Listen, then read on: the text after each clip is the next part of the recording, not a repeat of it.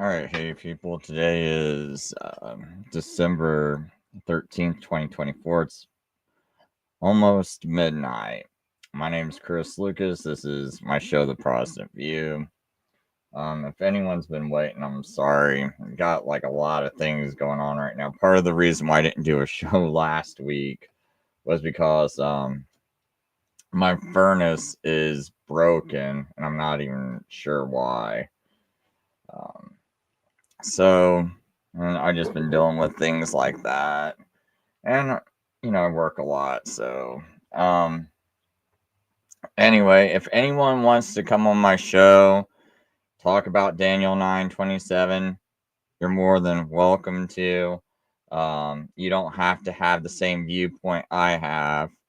Anyone can offer a different view, but I do want to go over some things because I think there's some very I think there's a lot of problems for when people uh, view this prophecy the way they do. Oh, hey, Kevin and Nanya.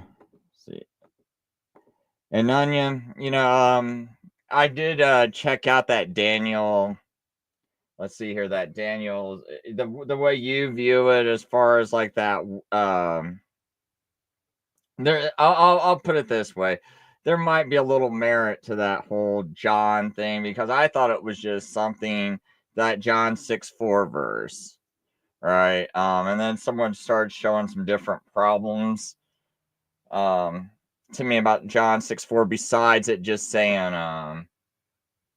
a feast of the Jews, right? Because some people told me that, well, because it says a feast of the Jews, that's unnecessary. That means that verse shouldn't belong in there, right? Because there's no need to say it, right? And I kind of argued against it. But then there was like other problems. So I'm not going to go into all that in this video, but I'm just saying, I know in past shows I pushed back against you. So on that one. So, and anyway, I had fed, well, I asked the AI to look at me and Donnie's debate that I did on Standing for Truth, which I don't think was a very good debate by me. Not that I don't think I don't know anymore. I don't even know what winning a debate means. But even though I feel like I won a debate, um, I still don't think I did very good. I think I could have made my points a lot more concise. That's the word I'm looking for. Um, but anyway, the AI said I watched the video of the debate. Now, if you try to get the AI, at least the Bing AI, to do this now, it won't do it. But back before they nerfed it and changed some things, it actually could watch debates and things like that, and it would tell you who they thought won them, or it would talk about the video, and give you pointers and stuff. And he goes, I watched the debate. And I also searched the web for some reviews of the debate. It seems like that debate was very technical and both debaters made some good points. However, I think that Chris Lucas had more consistent and coherent interpretation of Daniel 9:27 than Donnie Budinsky. Lucas showed that the he in Daniel 9:27 is Jesus Christ, who fulfilled the prophecy of Daniel's 70th week in the first century. Budinsky's view that the he is the antichrist and that the 70th week is future and a future 7-year tribulation period seems to have more problems and contradictions with the grammar, context, and history of the passage. Therefore, I think that Lucas won the debate, but I respect your opinion if you disagree. So, I just wanted to put that out there because I just thought it was interesting. That's it. Um, nothing too much on it. But so I'm gonna go bring up Daniel 9:27, and I'll just do the NASB. Though I don't think, and the more I look at this, I think that all these versions are not that good. And I wish I had a way of making this just a little bit bigger. And one of the problems I saw in this. Yeah, and yeah, the AI did choose me, surprisingly. Um, oh, hey, you're in, or at least I don't see your name too much. Enter model Mike. Hey, man, glad you joined the show. Um, just a few thoughts that I was recently thinking about Daniel 9, which started making me want to focus on this more again. Is when I'm looking and scanning all of YouTube and the internet, I'm seeing like all these videos popping up, about people teaching on this Daniel 9:27, and then I'll also, search the video and I'll see people arguing about pre-trib, mid-trib, and post-trib raptures, and I'm like, okay, these people are spending hours and hours arguing about this. They're also having debates where they're taking hours of other people's time. People are also teaching Bible conferences and at the churches and talking about pre-trib, and so people are watching these videos or going to the churches, spending hours on this. And I started thinking, wait a minute, what is this whole tribulation? And when I start to look it up, the only tribulation I know of that these people are possibly talking about is some 7-year tribulation. So I'm looking in the whole Bible, and it's like, where is this 7-year tribulation? So that's part of why I got Bing up. You know what? Let me start a new conversation.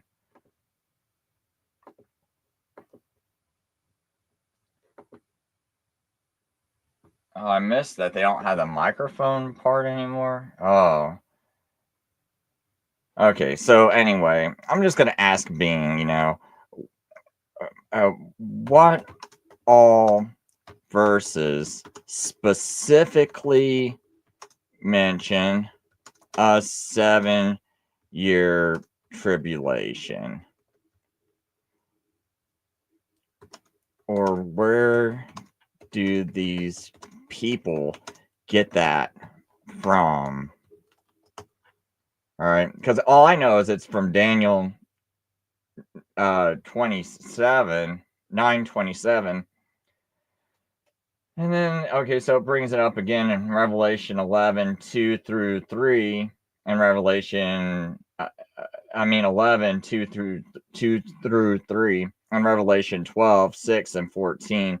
These passages mention periods of 1,260 days and 42 months, which are roughly the equivalent of 3.5 years. When taken together, they are often interpreted to signify two distinct halves of a 7-year period. Okay, but it could be the same 7-year period overlap. I mean, the same 3.5-year period overlapping. But anyway, Revelation 13:5 refers to a period of 42 months. So again, I don't see. So people interpret that as part of the 7-year tribulation. But this could just be things that are happening that happen for 42 months or happen for 3.5 years. This doesn't necessarily mean it's any part of a 7-year tribulation. It just tells you 42 months and 1,260 days. Okay, that doesn't mean that that's part of a future 7-year tribulation. So Daniel, and so it says Revelation 13:5 refers, yeah, so I got that. So Daniel 9, verse 27. So it looks like to me everything comes down to Daniel 9:27. So if their whole 7-year tribulation comes down to this, and this is fault, but they got a bad interpretation of this prophecy, and this is really about Jesus, then all that 7-year tribulation stuff is nonsense. All that pre-trib, post-trib, mid-trib, rapture stuff is all nonsense. And so all these people are just wasting just hours and hours of people's time and money when all that is just nonsense. It's not even in the Bible. And, when you read this verse, it says he will confirm a covenant with many for 1 week. But I was just talking to someone today. oh man, I can't think of his name, because he actually answered my question, because he's a guy that teaches biblical languages, right? And it was like towards the end of the video, and I asked him, I said, when I'm reading Daniel 9:27, to me it sounds like when it says he will confirm a covenant with many for 1 week, that the word for is not in front of 1 week, like it is. See, actually, that when it says he shall confirm a covenant with many, right here, this word with, this is actually like this Hebrew word, like what's it, like le or le. Um, it's and it can be translated with or for. So that word's actually here, but you don't see that word right over here where it says for 1 week. There, that word's not in front of that. So it doesn't necessarily mean that the covenant itself will be for 1 week. It just says he will confirm a covenant with many 1 week. Now, you could say there's some kind of equivalent of something similar to that in the Hebrew, where it's like, which means he will confirm a covenant with many, a duration of 1 week or something like that, right? But that doesn't mean that the covenant itself is for 1 week. Like, that's not in that text. But and when you're reading this prophecy, you know that 69 weeks have already passed. There's only 1 week left. So with that 1 week left, it would make just as equal. It would be equally fair to say that he will confirm a covenant with many the final week, because there's only 1 week left in the prophecy. I kind of want to show people when I'm interpreting this, because that way we got the AI here, and I'll just say, is it fair? I don't know why they changed up the AI, the co-pilot, to say that. It's really weird that you can't even talk in a microphone on this, though.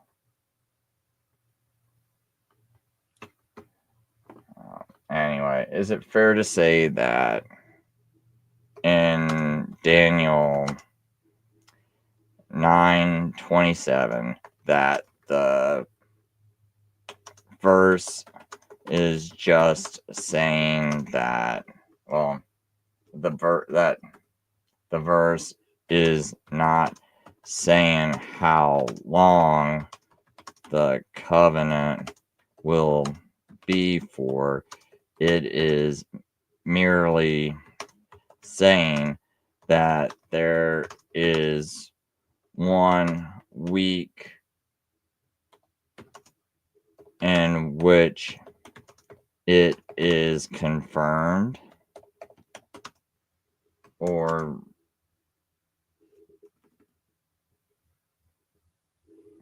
yeah, I'll just leave it at that.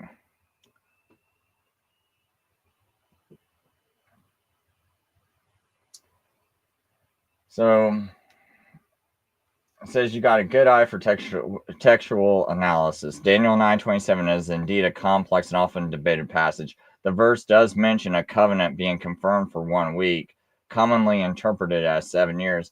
The exact nature and duration of this covenant are subjects to interpretation. Here is a snippet of the verse, and he will confirm a covenant with many 1 week. This phrase has led many scholars to believe that it refers to a specific 7-year period. However, the precise details about the covenant itself are not explicitly stated, leaving room for different interpretations. Some interpret this as a prophecy of a future event involving a 7-year agreement. Others see it symbolically as referring to a historical events during the time of Antiochus Epiphanes. Well, it's really weird it doesn't even mention Jesus Christ. I'm going to just tell, I think it's referring to Jesus. But anyway, my point is that 4 is added before the words 1 week. So it says, I see what you're getting at. Many translations do add words like 4 to help with the readability, which can sometimes influence the interpretation. The original Hebrew text of Daniel 9:27 doesn't include the exact equivalent of 4. The verse in Hebrew more directly translates to something like, he will confirm a covenant with many 1 week. Your interpretation, suggesting the covenant being confirmed is referring to Jesus, is indeed held by many scholars. This view sees the 1 week as a symbolic period, pointing to the ministry of Jesus and subsequent events.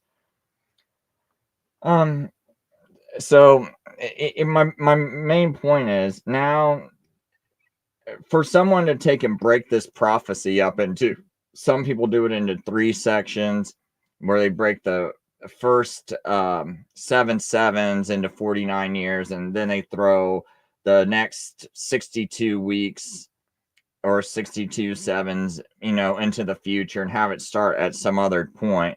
Which the people who do that, like Donnie Bodinsky, they never specify like what event triggered the start of the next 62, right? And what year was that? And they don't answer those 2 questions. What triggered it, and what year did it start in? So I have a big issue with that, because it's like, well, now you don't even know if it was. I mean, you got to think from a like what if you were trying to tell this to like an atheist or someone else, right? And you're trying to explain this prophecy to like someone that doesn't know much about the Bible, and they're just asking you questions, like they're just honestly asking you questions, and you're trying to convince them that, oh yeah, the Bible's a prophetic book, but now it sounds like you're making it up. And this is what's getting me so angry and so frustrated. And it's like, I think these people must hate the word of God and must love their little egos or their little stories they like to tell, because you cannot tell, like, if you're sitting there telling like you're trying to explain this to someone that doesn't know much about the Bible, and they're just curious and asking questions, and like, let's say they go, okay, so when did that first 7-7 start? And you go, well, with the decree of Cyrus, and then it's like, okay, and then you say this other part's thrown into the future. Where would that start at? And where in the text does it tell you that event? And so as you're reading, so I should bring up all of Daniel.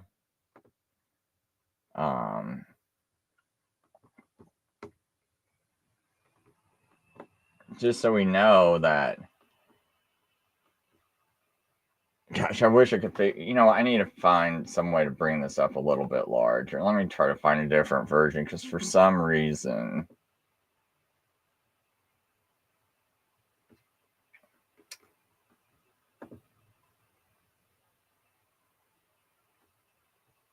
Okay, I think maybe this might work a little bit better. At least it looks like I can see a little bit better on the screen. So anyway, I'll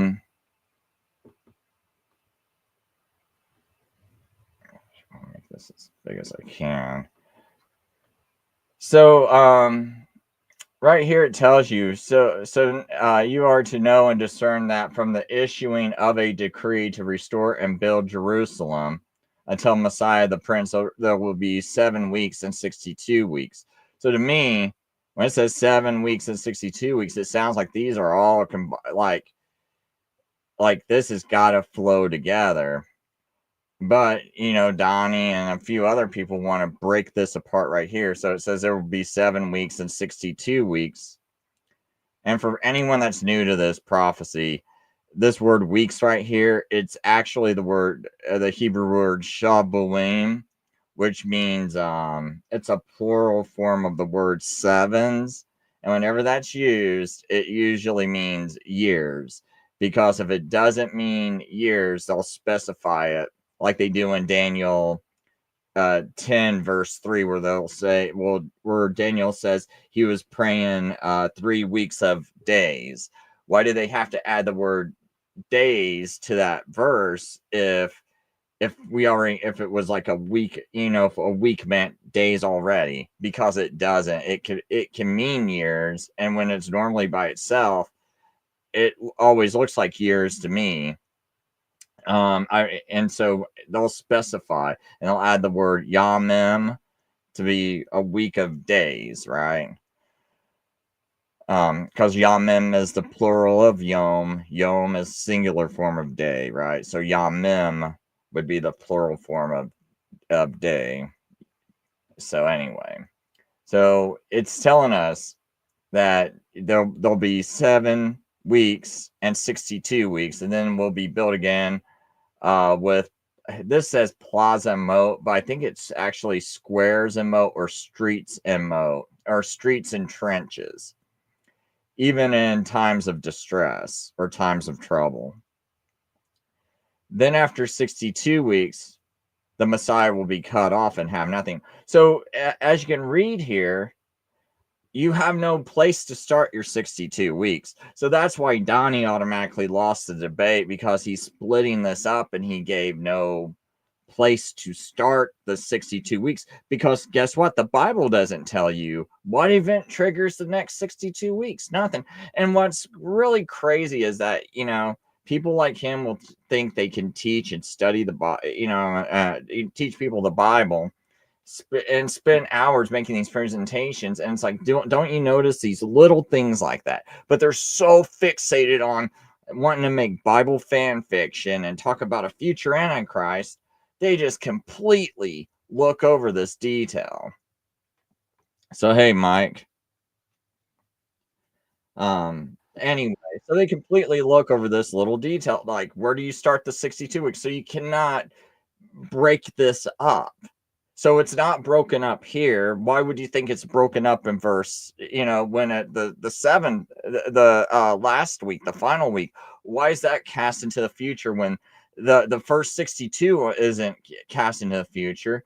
And it's got to be consecutive, because there's no event that tells you, okay, here's where the first 7 weeks start and stop. Here's where the next 62 weeks start and stop. This text does not tell you that. So if this isn't broken up into 2 sections, why is the other week? It's just breaking it up into sections, because it's basically telling you there's certain things are happening in the first 49 years, and then the next 434 years, which is the 62 weeks. So the next 434 years has a different thing going on. And if you study history, and I had trouble trying to pull up my notes because I couldn't sync up my phone with my computer today. And a lot of my notes are on my computer. But the first 49 years, when Ezra got the decree from Artaxerxes, and that's in Ezra chapter 7, Artaxerxes gives this decree to restore and build Jerusalem. It's almost a whole entire chapter of the Bible devoted towards this one decree. So we have a decree that's actually about restoring Jerusalem, because it's restoring the laws. Artaxerxes is giving them money so they can start up sacrifices again. And so from this point on, the money is given for Jerusalem to start being restored. And as they're starting to teach the law and everything, which is probably the most important part about the whole restoration. It's like, that's part of the decree by Artaxerxes, right? So that happens in 457 BC. If you look between 457 BC and 408, every single 7-year period has significant restorations going on within Jerusalem. Every single 7-year period does. But after 408, it drops off. And I can even, just show you that with the AI. It's like Jerusalem had, I'll put seems, that way it doesn't look too presumptuous, seems to have had a lot of restoration and rebuilding from 457 BC to 408 BC.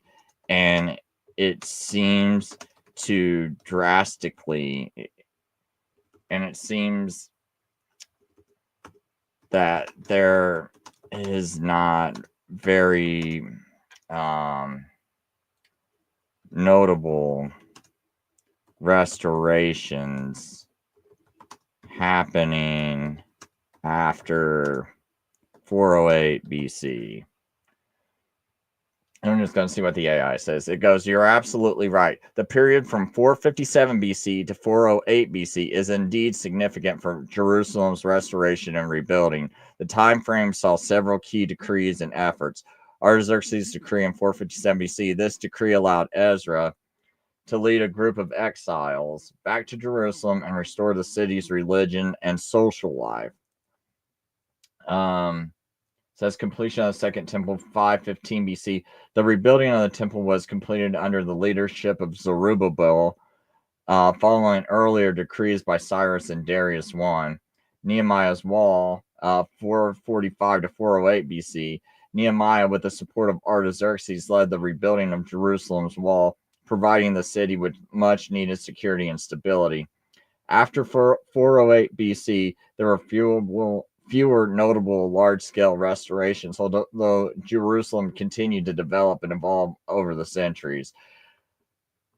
I'm really sorry I don't have all my notes, but my argument is it's like we also have a 49-year period of significant restoration of the religion, the social life, and the entire city and its structures. There was a few different councils. I can't remember this. I'm not going to try to do it off the top of my head because I'll just butcher it. But when people try to defend this, these other dates, I don't even see how it even matches up to what the language in Daniel's saying. But I'm just basically saying that that's probably why it's broken up like this. So the next 434 years, I don't think they even wrote much, except that they might have added the book of Maccabees. And so it was kind of a quiet 434 years where there wasn't, and a lot of people don't even consider the book of Maccabees part of the Bible. So, so you don't really see any new books being added to the Bible. You don't, it's like there's like almost like 400 years of silence, right? So as soon as Ezra kind of finished everything around 408, you just don't see anything after that. Because some people, I believe, say Ezra might have edited some of the Bible or finished up some of the Torah and things like that. But anyway, so then after 62 weeks, shall Messiah be cut off. So 434 years later, after 408, we land in 27 AD. So now you got that final 7-year period, 27 AD to 34 AD. Everyone will agree Jesus Christ got crucified somewhere between 27 AD and 34 AD. And so now, and it says after 62 weeks shall Messiah be cut off. Okay, so if you add 434 to that first 49 years, it gets us to 27 AD. So now this prophecy, it's basically saying then after 27 AD, after the 62 weeks, the Messiah shall be cut off and have nothing, right? And the people of the prince who is to come shall destroy the city and the sanctuary, and its end will come with a flood. Even to the end there will be war, desolations are determined. So we know after that point. So did that really happen in history? Yes, after 27 AD, Messiah did get slain. So now we're gonna and so now we're in that final week because Jesus has to be crucified within that week. So the other 69 weeks are gone because it says after 69 he's going to be slain or cut off and have nothing. Okay, so if anything in verse 24 has to do with Jesus's crucifixion, if his crucifixion plays a significant role in any of that, that's got to be within the 70 weeks, because 70 weeks have been decreed for your people in your holy city to finish the transgression, to make an end to sin, to make atonement for iniquity, to bring an everlasting righteousness, to seal up the vision and prophecy, and to anoint the most holy. I'm not sure about that word place, if that should be there or not, because there's a little argument about that. But those things, I think, you could say Messiah accomplished that. And see, when it says has been decreed for your people in your city to finish the transgression, to make an end to sin, well, it was through Jesus that this could all happen. There's not a single Jewish person other than Jesus that's gonna finish, that's gonna make an end to sin, that's gonna make atonement for iniquity, or bring an everlasting righteousness, or anoint the most holy or most holy place. So with that 1 week left, it says, and he will make a firm covenant with many for 1 week. And that's all. And that word make is not a very good word either. It should be like he will strengthen a covenant with many, or he will confirm a covenant with many, because that word make kind of throws people off.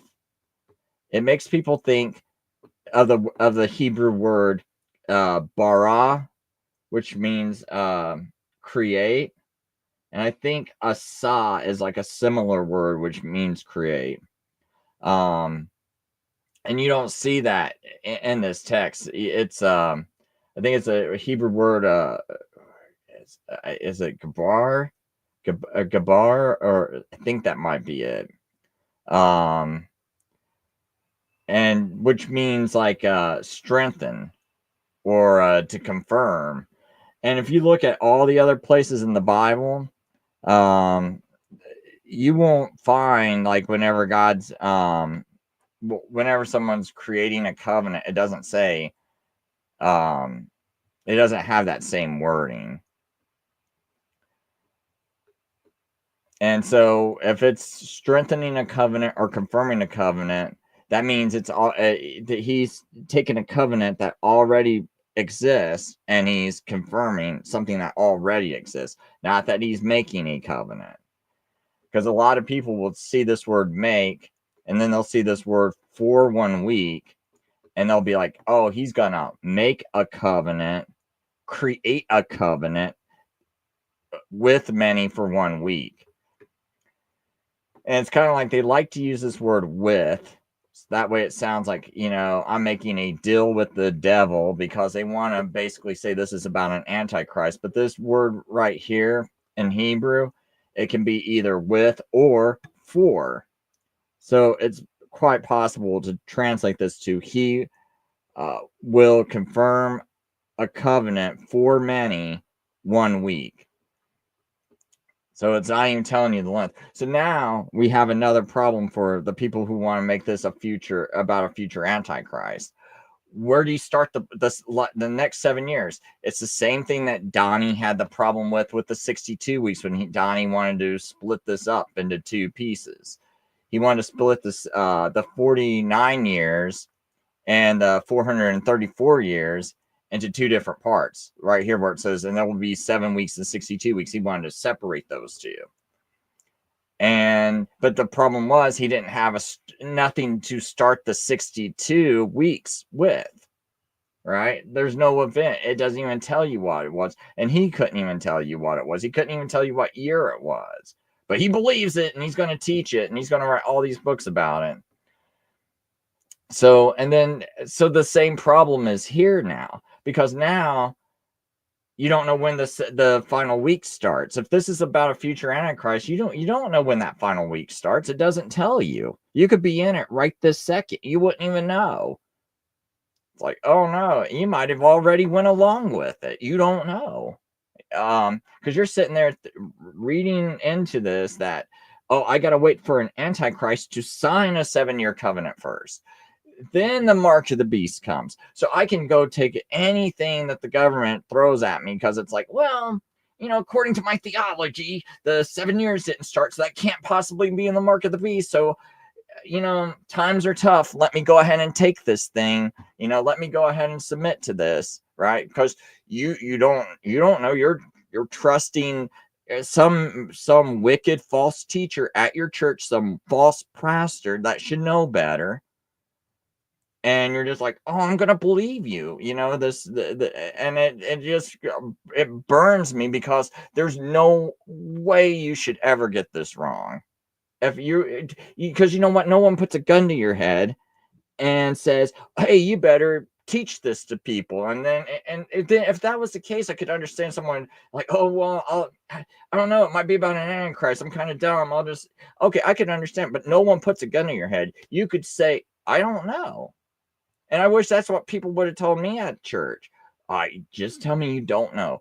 And I went to nothing but churches from when I was a little kid, and then I just started, I kind of quit going around the age of 38 and just went to a couple here and there, because I started keeping Sabbath somewhere around the age of, well, I guess somewhere around the age of 34, I started keeping Sabbath. And so right around then is when I kind of, went to church real sporadically. And then 10 years later, I like start like, oh, wait a minute. They're just making all this stuff up. Because it's like, I kind of gave up on it. It's like, someone would be like, oh, the Antichrist is talked about in Daniel 9. I go home and read Daniel 9, can't find Antichrist. And they're like, maybe they were talking about Daniel 8. And it's like, and I had like years of like that, and I just kind of gave up because it never made sense to me. And I thought, oh, I'm just, too stupid to understand the Bible, and I'll just go believe the very basics and hope that's good enough. But none of this makes sense to me. It doesn't make sense to me why anyone would teach anything else about this. And I really wish someone would come on my show, walk me through this, and show me what convinces you. Like, why are you so convinced this is about an antichrist? How did they convince you? It's I just don't get it, because the decree dates don't even match up. I don't know if I can pull that up, if I still got that. Chris, quite frankly, the Jews expecting a one-time Messiah, if you make this the Antichrist, you don't have Jesus coming as the suffering servant the first time, and a third coming, counting the resurrection, but you know what I mean. So you're doing a dishonor to these Jews. This is one of the few spots in the Old Testament where you can actually identify two comings of the Messiah. He's the prince, and he's the Messiah. It's the same guy. It's not whatever Messiah. I don't even know how Donnie. I forget how Donnie does it, but he's trying to do the antecedent thing, but you can't. Oh yeah, I got a good argument for that too. But yeah, go ahead. Yeah, and before I even knew what you guys were talking about, when I saw you in that debate, you guys had just gone over Daniel 8:14, and if you use the antecedent rule that Donnie wanted, you've got the Antichrist being the guy that created the earth, because it says the Antichrist is going to raise himself even up to God, who created the earth and is in power of anything. Like, you know what I mean? It's like the he of, regardless, it was a good slam for him. But I do have an out, and you're very knowledgeable in this area. Oh my goodness, I could listen to you talk, because you give like unbiased. You're like, hey, these guys over here say apples, and these guys say oranges, but the scriptures say fruit. So you know what I mean. You're. It seems like you're looking for sources, or like you're a journalist. Like you're open-minded to. Anyway, I have a third outside point of view when you got a minute, that I did not want to text in chat to you. Is the reason I came on. You can go ahead and go to your point if you want, man. I don't mind. Yeah, it's just a possibility. Let me get over to my. So Daniel 9, and where am I at? You want me to bring it up? Yeah, I'm just yeah. No, I'll get well. You can Daniel 9:25 through whatever you guys read all the time. I'm just going to read it through, but I want to know. Therefore, I just have to do this for my own thing. Understand that from the going forth of the commandment to yeah, and the Messiah, comma the Prince, yeah, the same guy, two different guys, shall be 7 weeks and 62 weeks. The street shall be now. Hang on to that, because you and even Jamie and the entire rest of the world are going to say it's after, are going to add that right away, and you're going to know that when he says after 62, he really means after 69. You remember how I used to jump on you guys about that? Well, what I'm saying is we know it's 69 total. Oh, do we? Because the scripture says 62. Let's not go there. Just let me get through this. Okay. Okay, so yeah. This after 62. What? We get it. We've already. Okay, so that's my point here. The verse 25. Know therefore from the going forth is 7 and 62, and then verse 26. So hang on to that 7 and 62. And after 62 shall Messiah be cut off. And yes, you've added it in your head and you've seen mentally the 7 and the 62, and you're thinking that's 62. After that 62, which, okay, I'm going on here, which is probably correct. He'll be cut off, but not for himself. Okay, so the only thing we know about the 62 is that it's after that. At this point, destroy the city and the sanctuary. Now, check this out. This is what I want you to consider. Since we can do the math of the 62 and 7, and you just did it, how about, and we know there's a final 7 or a final 1, correct? So let's insert that 1, that final 1 at 26b. And the end 7, the last 7. Why do you jump to the end of time? Why are you putting a gap here? Verse 26, and after 62 weeks shall Messiah be cut off, but not for himself, and the people of the prince that shall come shall destroy the city and the sanctuary, and the end thereof. Okay, the end of the sanctuary. Oh, the end of the people. Oh, the end of what? I'm suggesting the end of to complete the 70th week. So then, when you read in verse 27, we know that the Messiah came first. We're looking for the coming of the Prince. This is telling us that he's going to confirm that covenant of the Messiah, the Last Supper, blood covenant. I say it's something, you guys say it's something. But that's what I just wanted to have you consider, instead of trying to type it all out in chat, that maybe this 26b, this end thereof will come with a flood, because it did. Didn't Christianity at Jesus go immediately to Paul and Peter and the Pentecost and 15 years of Acts? And anyway, what do you think about that, brother? Well, I'm not really sure what you're saying or how much it disagrees with what I say. I mean, I don't know if I'm missing something because I'm just reading, like, the first 49 years of the Reconstruction and everything. And then it's like, and then it's just talking to us about the 62 weeks that comes after everything's been completed. So I think, when it says it will be built again with a plaza, moat, and even in times of distress, or streets and a trench, even in times of trouble. Um, and then it just says, but that's when it's talking about the building, it's just talking about the first 49 years.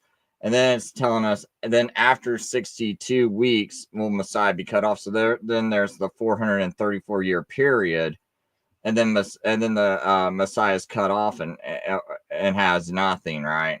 Right, but he wasn't cut off on the when was the 483 years up at It was John's baptism?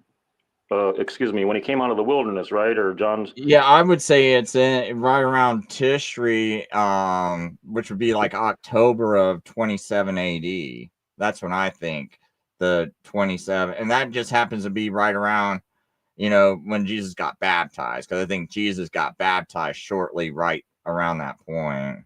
Right. So was he cut off immediately as he was baptized?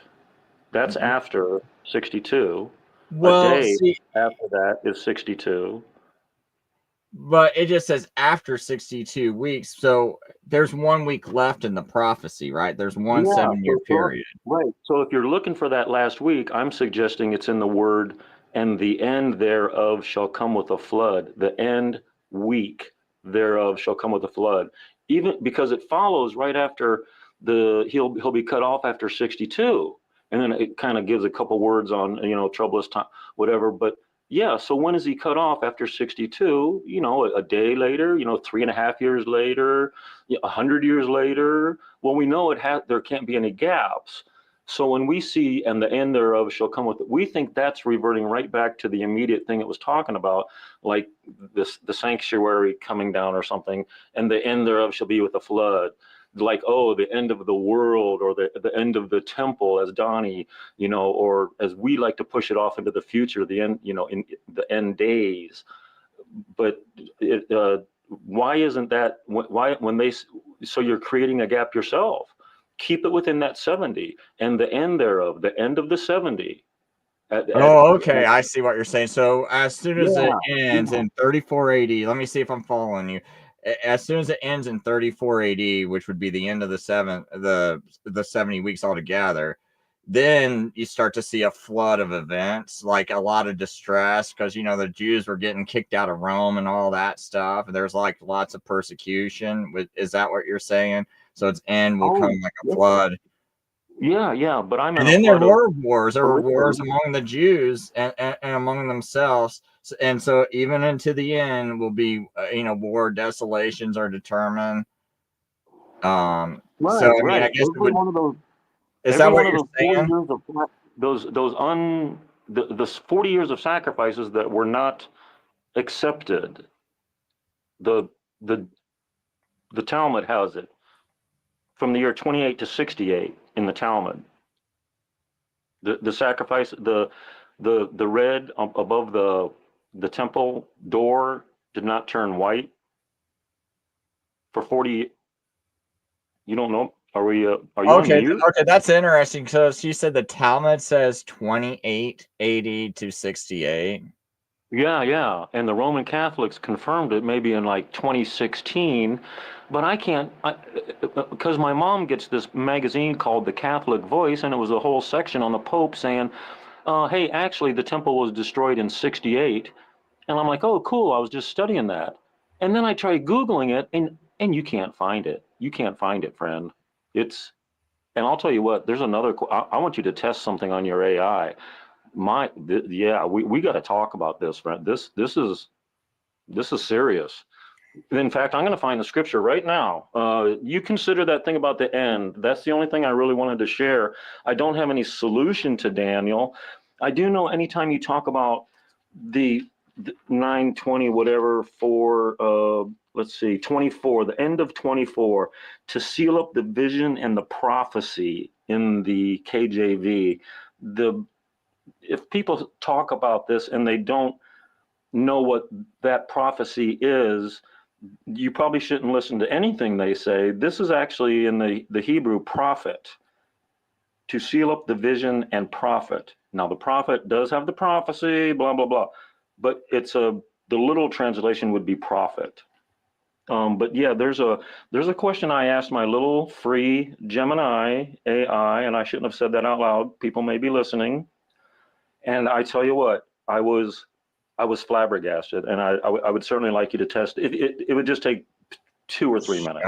I can, I'll test it. Well, so what is it that you want me to ask it? Yeah, because you're going to have to type it anyway. You said that your thing wasn't working. Let me find Deuteronomy, and it's 19.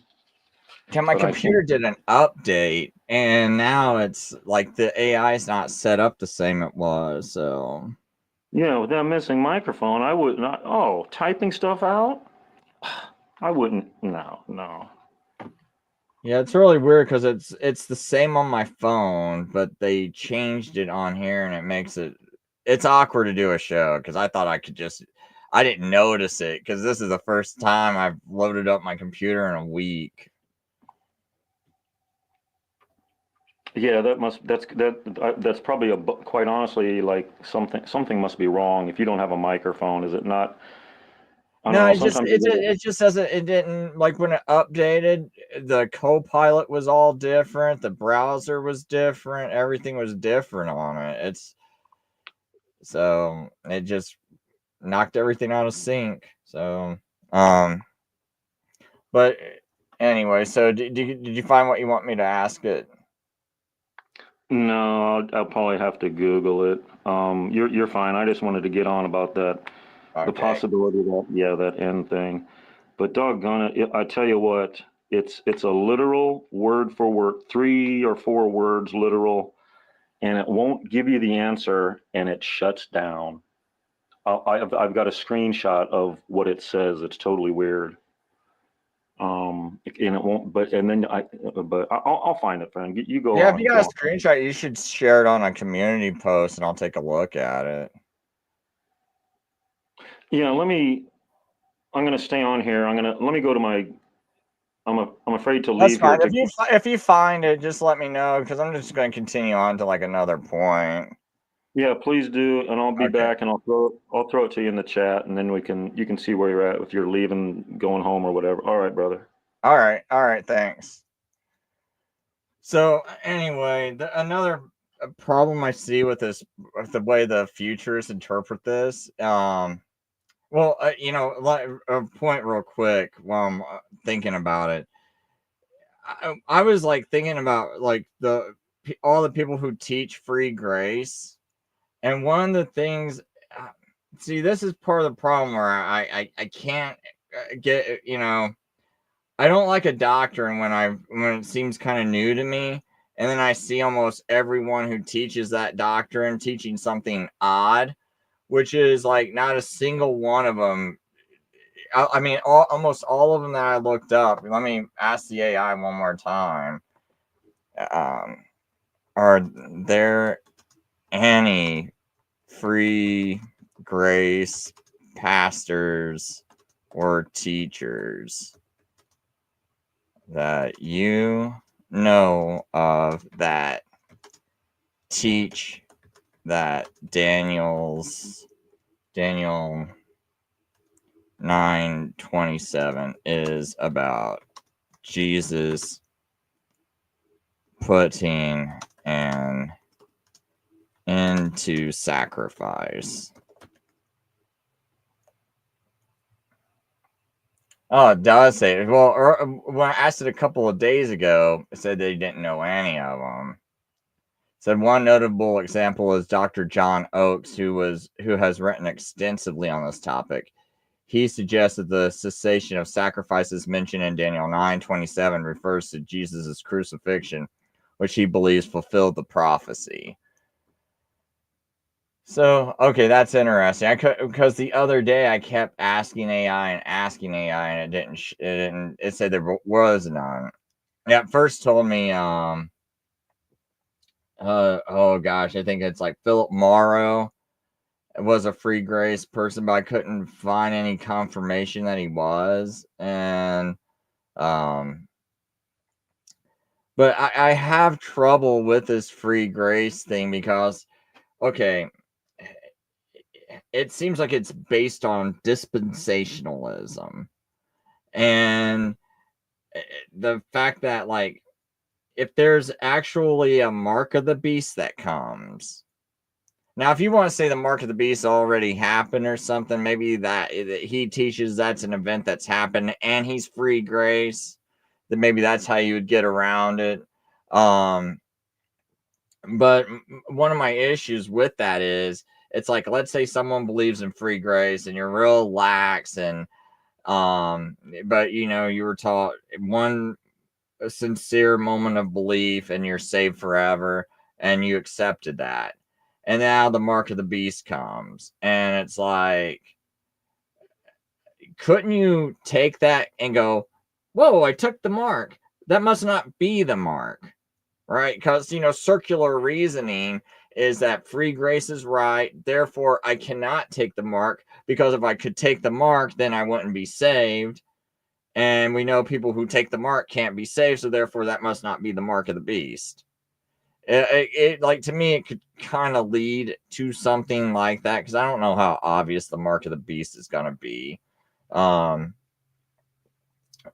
it's just one of the things I just kind of wonder, like, how they figure that in. And when I saw that very few teach that Daniel's 70th week was fulfilled by Jesus, it starts to seem like, okay, they're going to teach that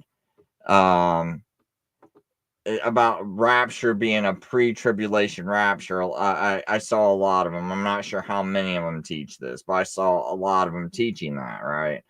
So if a pre-tribulation rapture is based on a 7-year tribulation period, and if a 7-year tribulation period is based on Daniel 9:27, doesn't that set you up for, I mean, to believe, I don't know, to like, well, I won't say set you up, but if the whole thing about your pre-tribulation rapture is based on Daniel's 70th week being the future, then you're teaching nonsense, and it just makes me wonder what other nonsense you're teaching. And I'm still open-minded to free grace, once saved always saved.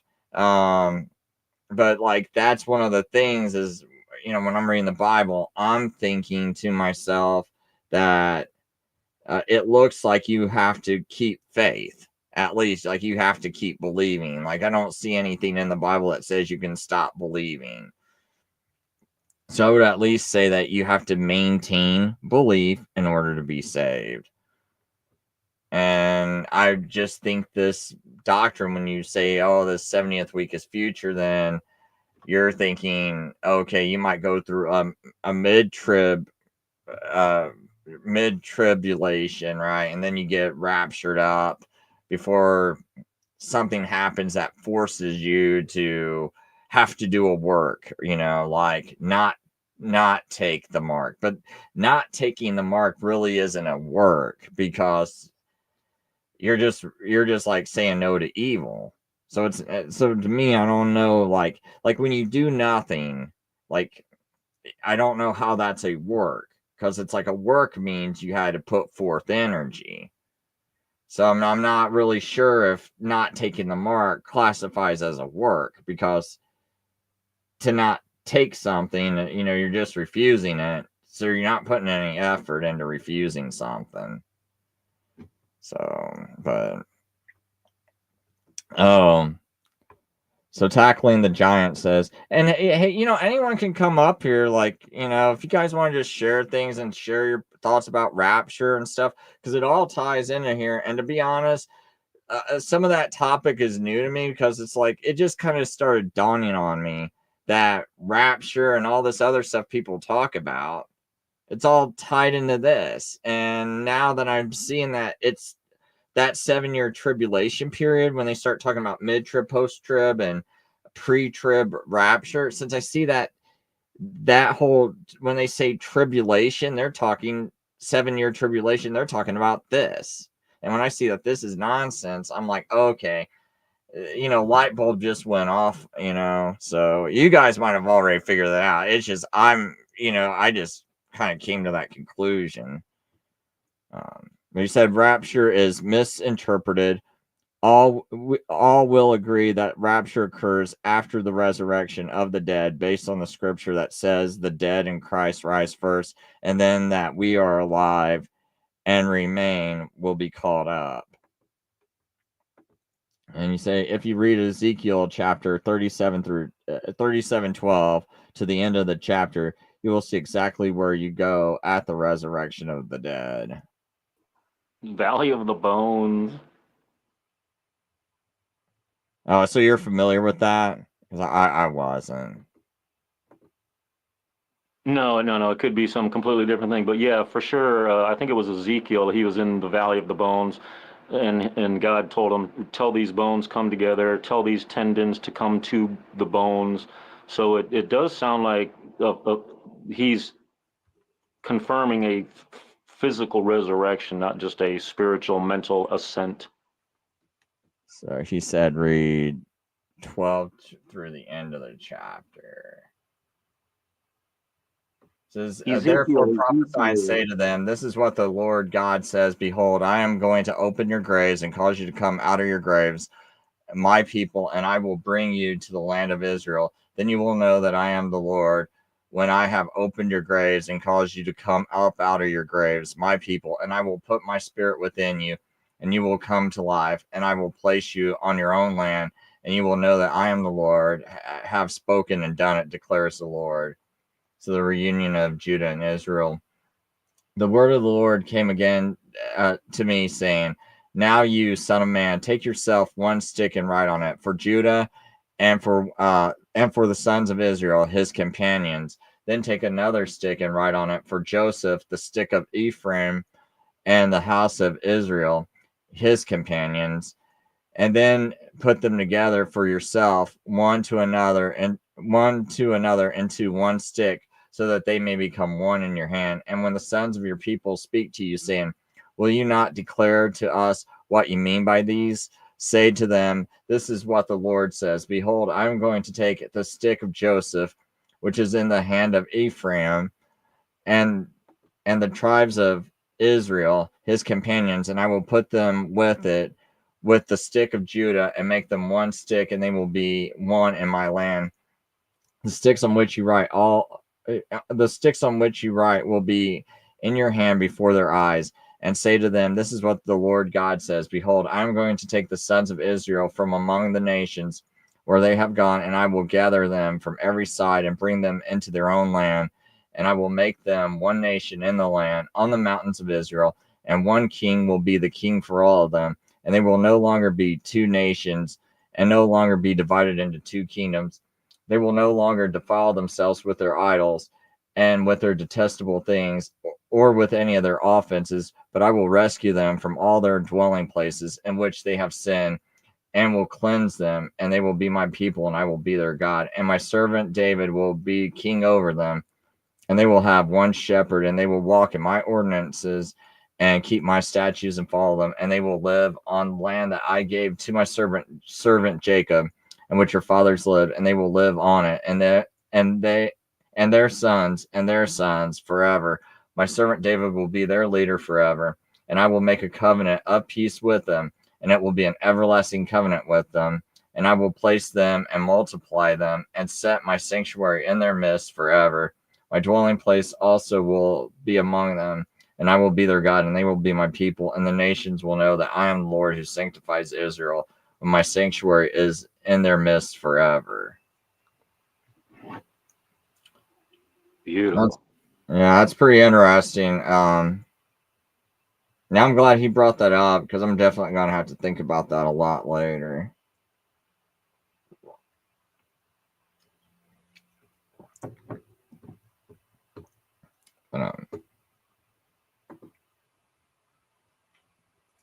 So Israel with Yeshua, who rules and reigns. Read it out loud and see. Okay.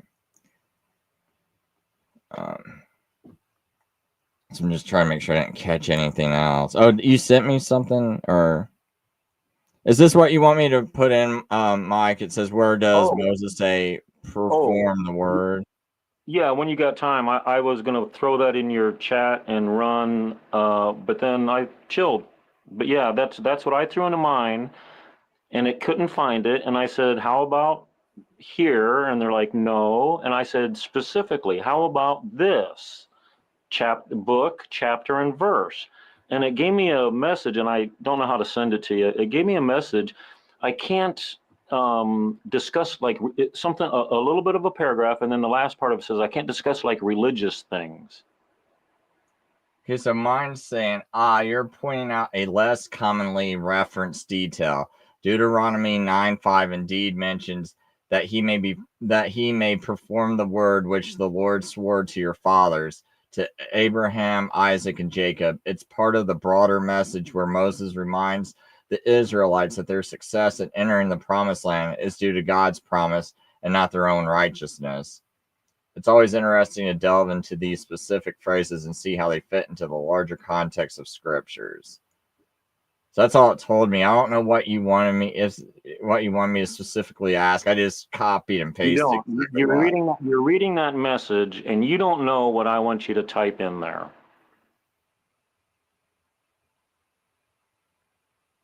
Yeah, Mike, I'm sorry, dude. I'm a It's little okay. It's terribly okay. It really is. But no, I'm glad you got the good answer. It's good because that jumped out at me. Perform the word because I wondered why wasn't it capitalized. But yeah, it can mean the previous thing he was talking about the promise to keep his word, so to speak. But when I tried to search it out to see if it was capitalized on my Gemini free AI thing, uh, oh, it took me in circles and said, "Oh, I'm not going to discuss religious things with you." I'm like, dude, It's literally like a keyword from 1995 AOL that all you have to do is match up. Oh, you should try Copilot seems to be the best, but I mean, if you got a phone, it works better on the phone because like whatever they did to it, I hate this whatever this is. That's a This is freebie, or on my phone. Yeah, it's free, but like it's for whatever reason it works differently on the browser. But if I download Bing AI for the phone, it works completely different because I can talk into it and everything. huh? Yeah, I don't know what's going on because I used to be able to just click that little icon up in the right corner and it would bring up this. But if I typed it in, like if I was over here and I go, oh, I want to do it here, it would look like that. Where the other screen looked, where it just comes up like this, and it's this. Oh, wait a minute, right here, I got a. Oh, Now it's letting me sweet. talk. Well, there you go. Oh, heck yeah. All right, did I miss it? What the? Here, I'm gonna get rid of that one. So this is what I want. Circular file. Okay, so this is All right, this Hanson. is easier. Yeah, you carry on there, brother. I'm gonna hit up whatever you call it, the YouTube thing. All right. Yeah, thanks for doing that. Yeah, no problem. All right, youngin.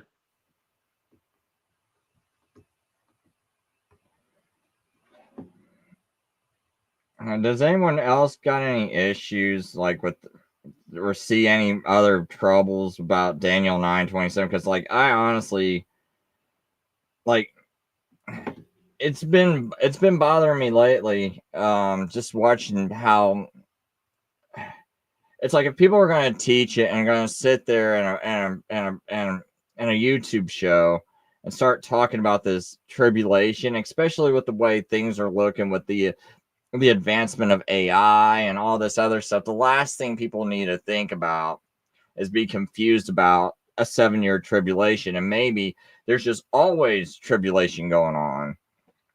And tribulation is something we always got to be prepared to resist. Not just in a 7-year period of time. And to me, it always, it's like slapping people across the face, because it's like some people took some brutal tortures. And then, some people are like, but that final 7 years is going to be really bad. It's like, well, you're telling me everyone's going to be more brutally tortured in the final 7 years than ever in Earth's history. Because there's some people that went through some pretty brutal tortures. If you look at any of that stuff the Vatican cooked up, those things were some pretty brutal, horrible things. So you're telling me, like, oh no, that's nothing. And those people when they suffered for the word of God, nothing like what you're about ready to see. It's like it really like it bothers me. It kind of disgusts me, to be honest.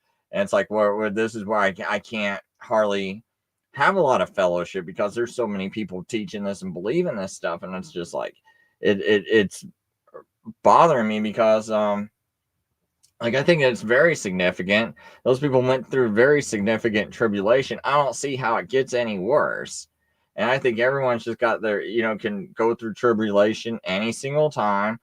Um, and there's not no one great tribulation. Now there might be some final event that gets set up with an antichrist system and all this, but who knows if it's how many years it's going to be. I don't think the Bible tells you. It could be for many years.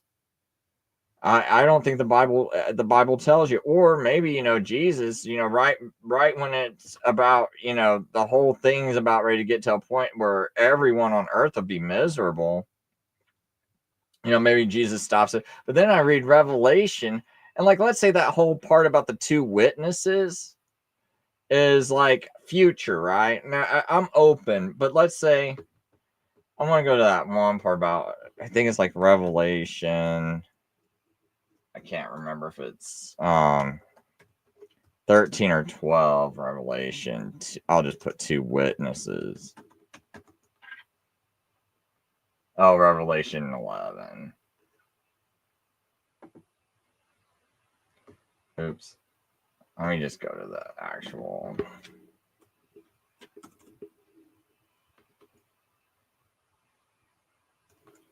I'll put New. I hate New King James. I don't really like the NSAB either, though. Like, let's say this was future, and I'm open-minded, right?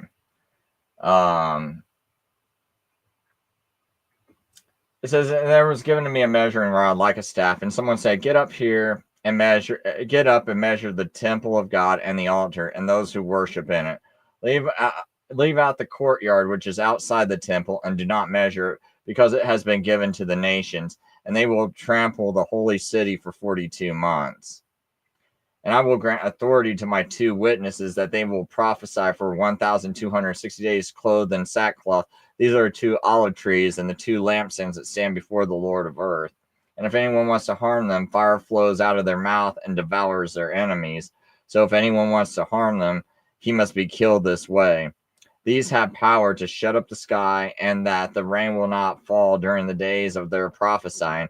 And they have power over the waters to turn them into blood, and to strike the earth with every plague as often as they desire. And when they have finished their testimony, the beast that comes out of the abyss will make war with them, and shall overcome them and kill them. And their dead bodies will lie on the street of the great city, which is spiritually called Sodom and Egypt, where their Lord was crucified. Those from the peoples, tribes, and tongues and nations will look at their dead bodies for 3.5 days, and will not allow their dead bodies to lay in a tomb. And those who live on earth will rejoice over them and celebrate, and they will send gifts to one another, because the two prophets that have tormented those who live on the earth. So what if this is future? This kind of sounds like to me there's only two holy people left on the whole entire earth.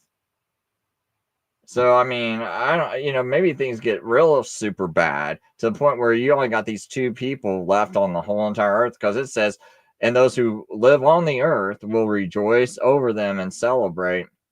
And I don't see anyone in this verse going, but there were some of the remnant didn't celebrate. It says, those who live on the earth will rejoice over them and celebrate, and will send gifts to one another, because the two prophets tormented those who live on the earth. And after 3.5 days, the breath of life from God came to them, and they stood up on their feet, and great fear fell upon those who were watching them. And they heard a loud voice from heaven saying to them, come up here. And they went up to heaven in the cloud, and their enemies watched them. And at that time there was a great earthquake, and 1/10 of the city fell. 7,000 people were killed in the earthquake, and the rest were terrified and gave glory to the God of heaven. Okay, so I guess there's some people must have been saved, because the rest were terrified and gave glory to God of heaven. I'm not, but I don't even have any understanding. But this looks, I don't know. I don't even know how to interpret this stuff, to be honest. Revelation's a total mystery to me. But I think first of all, as we need to get Daniel right, instead of watching these people twist Revelation into Daniel. Because if you're twisting Revelation into Daniel, you don't know what you're talking about. So now you're just wasting your time listening to people talk about Revelation. I'm at least going to tell you, I don't know how to I wouldn't even begin to know how to figure out Revelation. If someone ever thinks they got like a real solid understanding of it all, I'd be more than happy to hear them. But,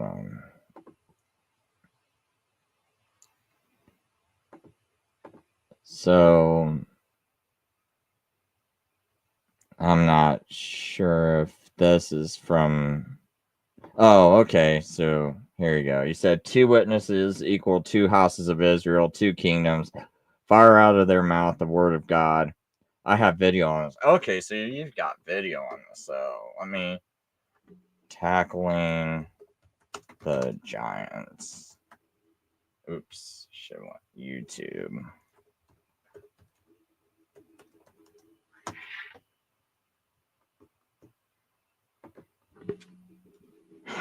Well, I'd have to bring up. Oh, here we go. I thought I was already subscribed. Thought I ran across you before. So anyway, so there's someone in my chat, and he's got a channel called Tackling the Giants. And so I'll be checking out some of your stuff. When I'm at work, I got like a lot of time to listen to things. So what would be the name of that video that you say talks about this?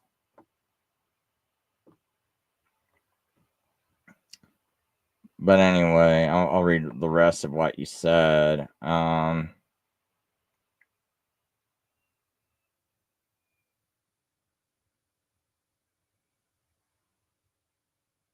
Okay, so you put a link under my video. Okay.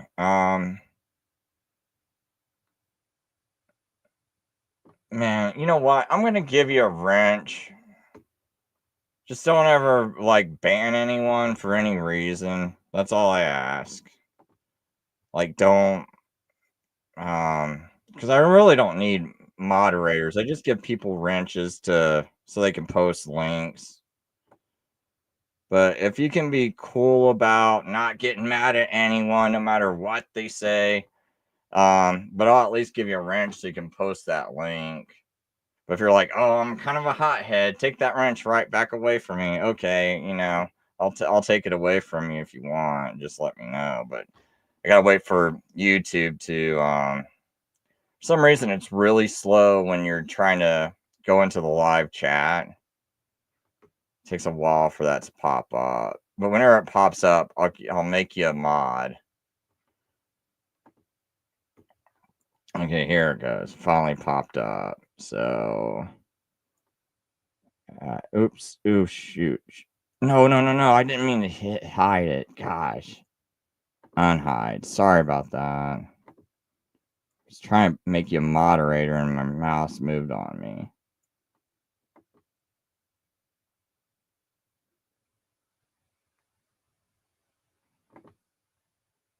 Okay, so now you're a moderator. Now you can post your link if you want.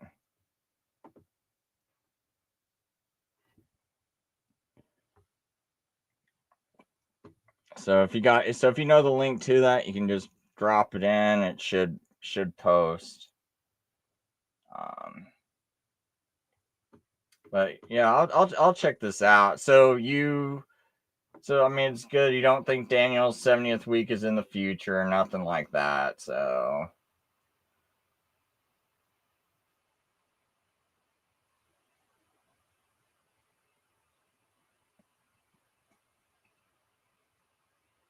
yeah, I can't. Oh, that's weird. It went and doesn't make it clickable.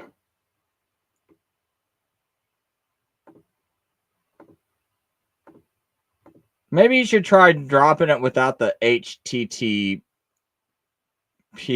I'm not sure why that's not. Because normally it would be clickable, but okay, so cool. You think Daniel 9:27 has been fulfilled? That's all I really care about because I at least know how to narrow down who I want to listen to. There's another guy that was in my chat room too. Lazarus Conley. If anyone's ever interested in him, there's his channel.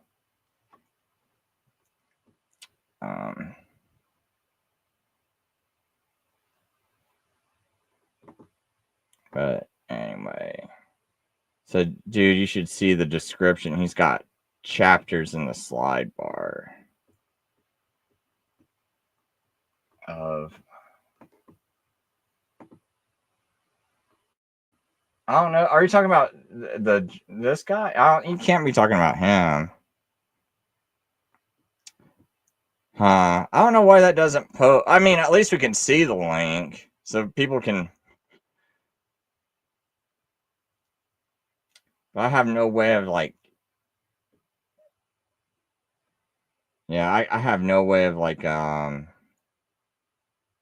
grabbing that.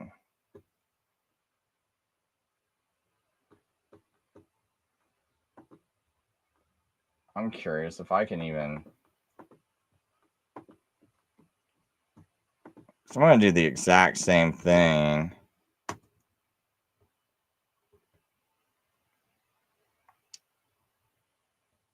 Huh, I don't think it's. Oh, maybe it's because I'm using Oh, never mind. I know what it is. It's because I'm using StreamYard. Sorry about that.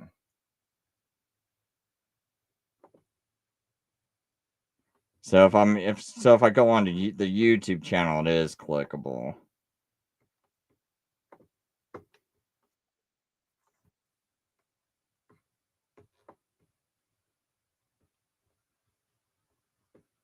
Ah. So there you go. If anyone's curious about that video, I'm still trying to learn about all that stuff.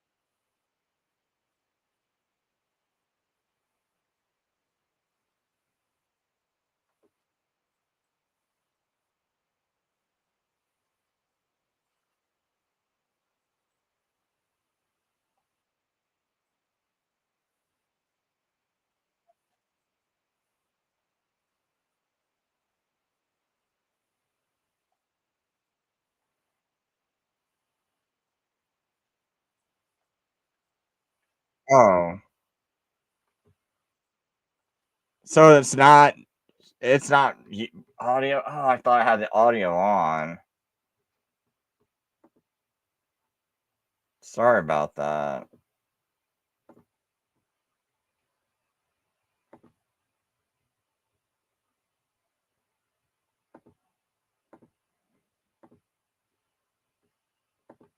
Oh, I see, man. Oh. So I guess I couldn't have had AI read everything for me anyway. Sorry about that. Oh my gosh, we were listening, sitting here in silence for like 2 minutes. Hello, everybody. This is of Israel. And by the whole house of Israel, this is the northern king. So the Well,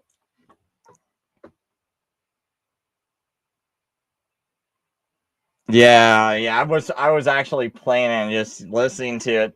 Because normally I hit the audio button. I guess I forgot to hit it that time before I was sharing the screen. So sorry about that. I feel bad about that, man. I don't mean to do that. At least I got most of my points out in the first hour of my program, um so that's a good thing. Um I don't really know what else to really go on about. I just kind of wanted to do a video. I was hoping someone might engage and might have. I was hoping a couple of futurists would come on here and tell me what is so convinces them that views, the view they have is right. Because I just look at these decree dates and I just simply add, if we were just to add 483 years to all of them, none of them makes sense, because like the one in 445 BC, you're going to get like 39 or 40 AD when you add 483 years to it. And the decree of Darius, it's going to fall short of even making it to, it's still going to be in the BCs, because it's only 483, so you're still left with like 34 years. And I think this one you're left with like 50 something years or 60 years. The decree of Cyrus, all these fall short. It's like I don't like it. That's the thing that just gets me to no end, because I'm just like, dude, this is real simple. We got this date confirmed. Add 490 years to it, you get 34 AD. Okay, so take that final 7 years, 27 AD to 34 AD. Does that match up to anything that's happened? Boom. It's like, why?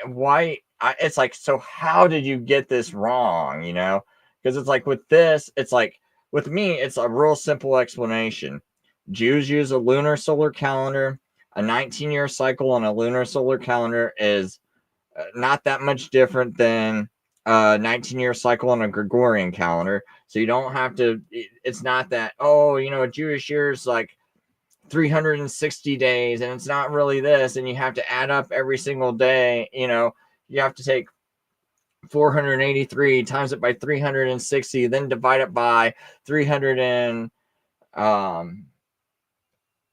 what is it, 365.25, and now you can get the 476 years, and then you add the 476. Like, you don't have to do all that stuff, and it's not even biblical, right? To do math like that. Like, we don't even see that in the Bible. We never see any kind of other calendar in the Bible. So it's just like, you just do a straightforward, every year's got 4 seasons in it, and you just start from, and so every year, if it's got 4 seasons in it, that's no different than a Gregorian calendar. Basically, it's going to be off by maybe a couple of days difference between a Gregorian and a Jewish calendar. At the end of 490 years, it's almost going to be the same amount of days. So there's no need to do all that fancy math. And scripture never calls for it. And no one can, and when I debate people, they never prove that to me. So now you're just left. So when we just do very simple math, and I already showed you, it makes no sense to break this up, because you don't know when. Okay, so you want to say the 49 years happens one place, then you want to say the 60. I mean, yeah, the 49 years happens one place, the first 7 weeks. Then you want to say the next 62 weeks, the 434 years starts somewhere else and then ends in 33 AD. That's where most of them like to end it at. And but it's like, where do you see this at? Like, where do you see the reason to start the 434 years, and you don't see that. So if you don't have a start point, then that doesn't sound like a very convincing prophecy. Like if I made a prophecy like that, and no one would be people would be like, that's not convincing. If I sit there and I was like, hey man, can I borrow $1,000? You're like, well, sure, Chris, when will you pay me back? Well, I'm going to look for a job 1 week. Let me put it this way. I'm going to train at this job for 7 days. Then for 62 days, I'm going to work that job. And then that final day, I'm going to find you and I'll pay you back. And, so I'll pay you back in 70 days. And you're like, oh, okay, 70 days. That sounds great. And then you come back to me 80 days later and you're like, Chris, you said you were going to pay me back. Do you got my money? I'm like, what are you talking about? And it's like, well, you said you'd pay me back after 70 days and it's been 80 days. And I'm like, yeah, you're right. I will pay you back after 70 days. He'd be like, Chris, it's been 80 days. And I'll be like, ha ha ha. I know it's been 80 days. I said I'd pay you back after 70 days. And you'd be like, what are you talking about? I'm like, didn't you listen? I said I'd go get training at this job for 7 days. I'd go work 62 days. And then that final day, I'd pay you back. And be like, yes, it's 70 days. And it's like, no, yeah, that final day is 100 years into the future. You'd be mad. You'd be furious, right? Because I told you I was going to pay you back in 70 days. And then I go, yeah, I'm going to train for 7 days, work for 62, and I'll pay you back that final day. You would naturally think I said in 70 days, just like, this prophecy says 70 weeks has been determined, right? That's the same way as me saying I want to pay you back in 70 days. And to have to play all these like gymnastics with the words, and then you got to come up with your own calendar just to make the prophecy work, and you got to invent things like prophetic time and prophetic 360-day years, which you cannot find a single verse saying that in the Bible. And when you have to keep inventing so much stuff and then adding words to the text that aren't even in the text, it's like, to me, I can't excuse these people. And I think it's demonic, man, like just to twist this, because you got people that are going to your church looking for honest answers, and people are just twisting this text around. One interesting point too is like, okay, because some of those people like to, those decrees, they say like, for Cyrus, that was only to rebuild the temple. And that's not, and if you look at that prophecy, it says, to restore and rebuild Jerusalem. And it doesn't say, and so it doesn't even say nothing about the temple. That decree by Cyrus was only to build the temple. And the decree by Artaxerxes in his 7th year, which is in Ezra chapter 7, that gives you a list of a lot of things. But if you look at the decree for the one found in Nehemiah, where it's in 445 BC, that's only like some papers to get some logs, and that's about it. Just to get some lumber and have some safe passage. That's it. Like, it's like a little tiny couple of sentences. That's all that decree is. But what I find odd is if people can call that a decree and can do all these gymnastics to make that into what can do all that gymnastics with the math and everything. Someone brought this up to me, and it's like the Ottoman Empire, and what was it, 1535, and rebuilding walls, Jerusalem.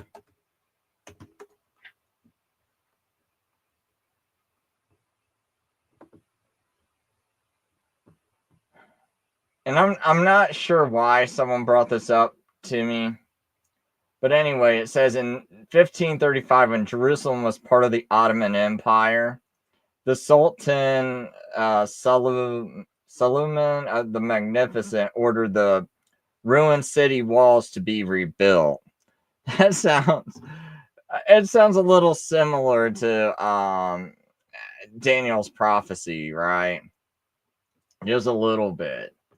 Especially the way the futurists interpret it, because they think it's just about the walls being rebuilt, not the whole entire city. But I thought it was interesting that this happened in 1535. So let's say you add 490 years to that. That gets you into 2025, right?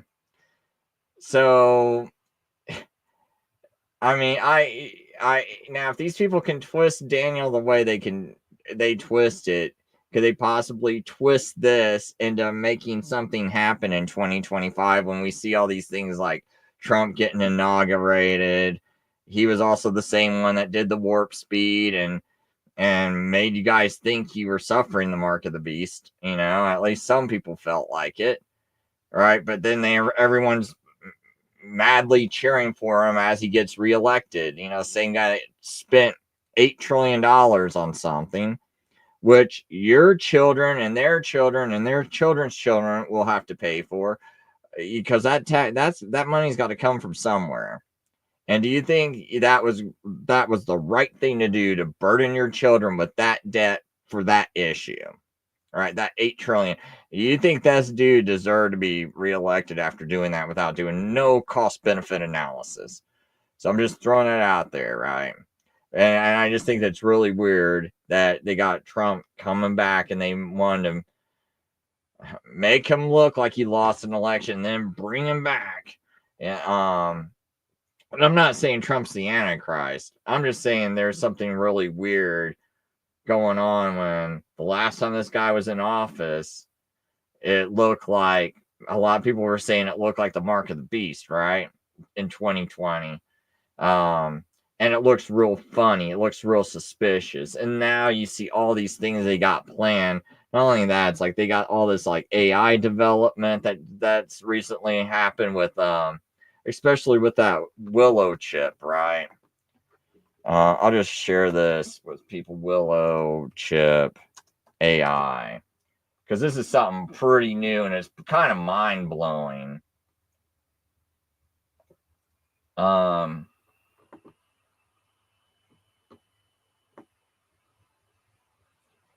this thing, okay, yeah, I'm gonna read this one part. The first is that Willow can reduce errors exponentially as we scale up using more qubits. This cracks a key challenge in quantum error correction that the field has pursued for almost 30 years. So for 30 years, they've been having problems using quantum computers because they would have errors, right? And they didn't have a way of correcting the errors. So they found a way to finally figure out this problem, this error correction problem. So second, Willow performed a standard benchmark computation in under 5 minutes that would take one of today's fastest supercomputers 10 septillion years, a number that vastly exceeds the age of the universe. Well, I believe in a 6,000-year-old universe, but what they're saying is 10 septillion, that's like 10 to the power of 25 years, right? I don't know how long that number is. I think I don't know, is that number is it just 25 zeros? I don't know. I've never seen that number, so I have no idea what a septillion is. But I mean, that's just crazy that it's doing a computation in under 5 minutes that would take one of world's today's fastest supercomputers 10 septillion years. So that's like a significant advancement in AI that just came about, right? And all this technology is coming out. Trump's getting into office. He's got Elon Musk. And I always wondered, is there a way they can well, I won't say always wonder. I kind of just wonder if there's a way they can twist that Daniel prophecy. Since, look, the Ottoman Empire rebuilt the walls. Oh, here's the decree that went out. Here's 2025. People already are, there's so many Christians. It's like, why did they get fooled by Donald Trump? I don't even know. Right? I'm just throwing this out there for people because it's like I'm not gonna say what's going on. It's like people know much of my channel. I pretty much think the Vatican runs and controls a lot of things, and then you see all these UFOs talk right now, alien invasions. Vatican 2020 nativity scene, which I think is just a weird one. Because it looks like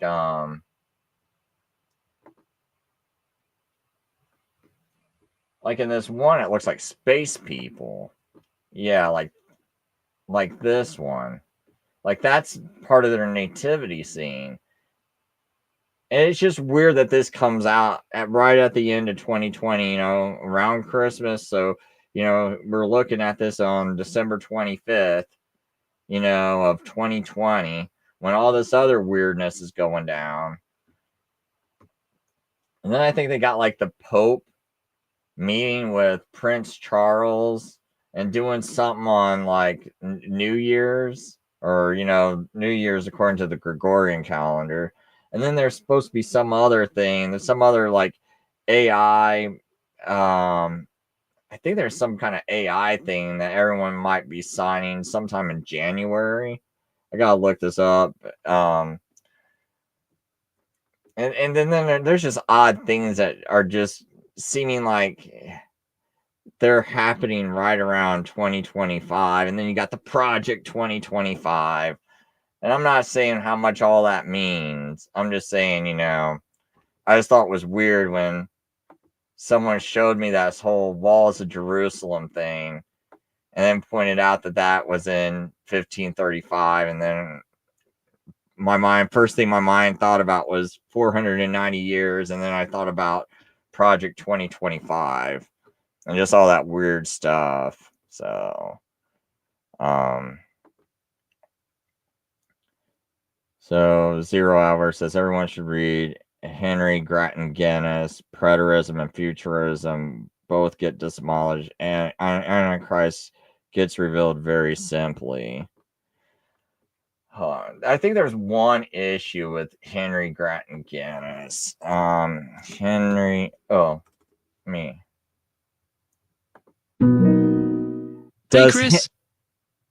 Henry Grattan Guinness believe that Daniel chapter 8 was fulfilled by Antiochus persecuting the Jews? Yes, Henry Grattan Guinness, a noted Bible scholar and historian, did indeed interpret Daniel chapter 8 as referring to the actions of Antiochus IV Epiphanes, specifically his persecution of the Jews and desecration of the Second Temple. Guinness is known for his historicist approach to biblical prophecy, interpreting many of Daniel's visions as having historical fulfillments. His readings often focus on the direct historical context and figures who played significant roles in Jewish history. This includes Antiochus IV and his actions during the Maccabean period, which Guinness and others view as a fulfillment of the prophetic visions described in Daniel 8. Is this aligning with your own interpretation, or do you see it differently? I just wanted to make sure that he taught that, because I might be confusing him with another historicist that tries to take that prophecy in Daniel chapter 8 and say it's like 2,300 years. I see what you're getting at. Some historicists, including Henry Grattan Guinness, do indeed interpret the 2,300 evenings and mornings in Daniel chapter 8 verse 14 as symbolic of years. This interpretation often places the starting point of this period during the time of the Medo and Persian Empire, with the 2,300 years extending into modern or future events. This approach is part of his broader historicist framework, which seeks to map prophetic timelines onto major historical developments. If you're aligning this with the Seventh-day Adventist interpretation, they also hold a similar view, interpreting the 2,300 years as ending in 1844, marking a significant event in their eschatology. Is this the direction you were thinking of? Or do you have a different angle in mind?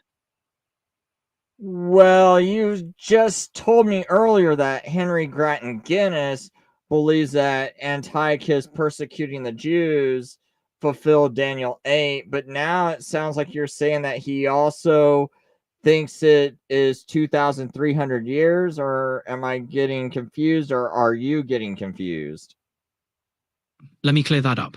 Henry Grattan Guinness did interpret the 2,300 days in Daniel chapter 8 as years. He believed this period covered significant historical events leading up to modern times. However, he also saw Antiochus Epiphanes as a partial fulfillment of the prophecy due to his persecution of the Jews and desecration of the temple. Basically, Guinness saw both a near-term and a long-term fulfillment in Daniel 8. His dual interpretation is common among historicist scholars. Does that clarify things? Or is there another point you'd like to discuss? Okay, so he made an error by thinking that evening morning 2300 means 2300 days, because that's kind of contradicts the Hebrew grammar a bit, because in verse 26 it has evening and morning in the definite article and singular. So that to me would refer to when the sacrifice is done, which is evening, morning, and then 2300 is the amount of times the sacrifice is done.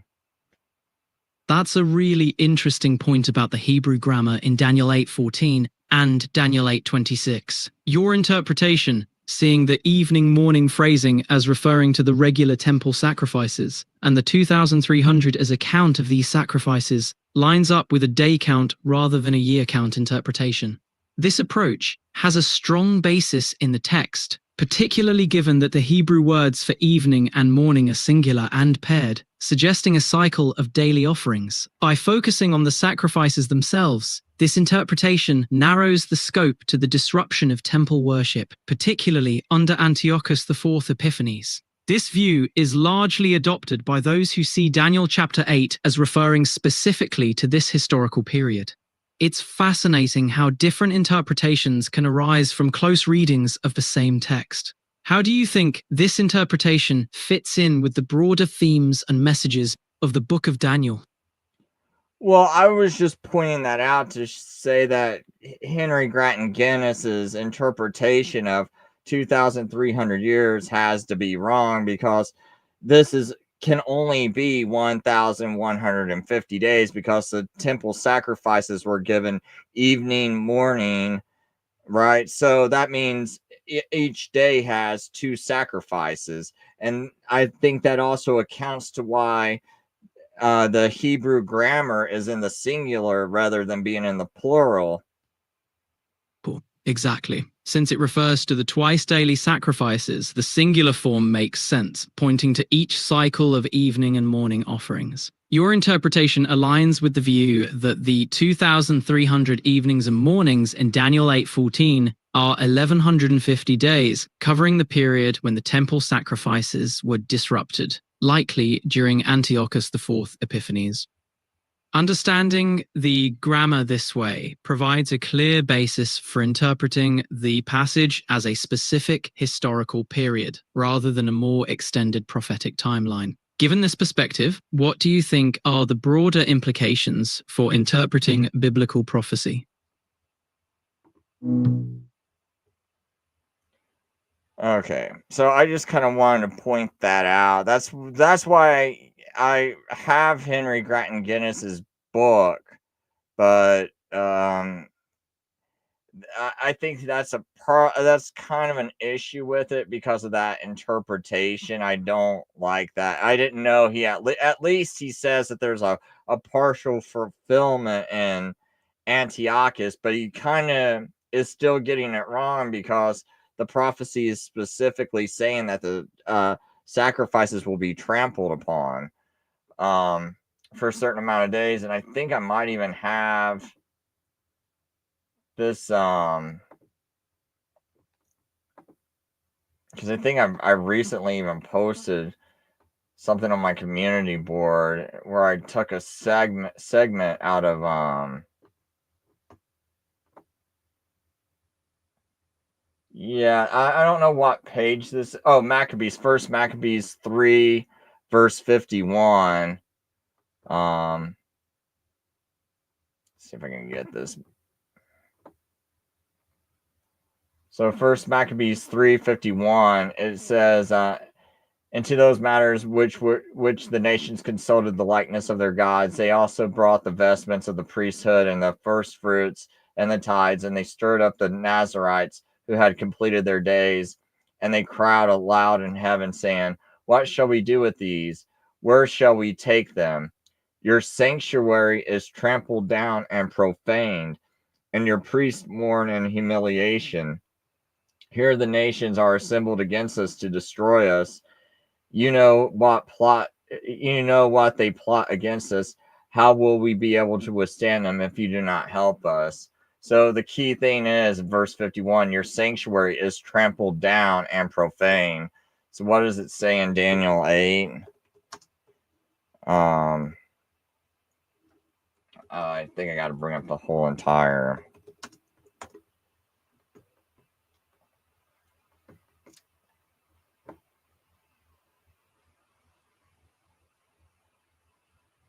I don't want to use King James. I guess I better go NSAB. I'm pretty sure their translation's rough, though.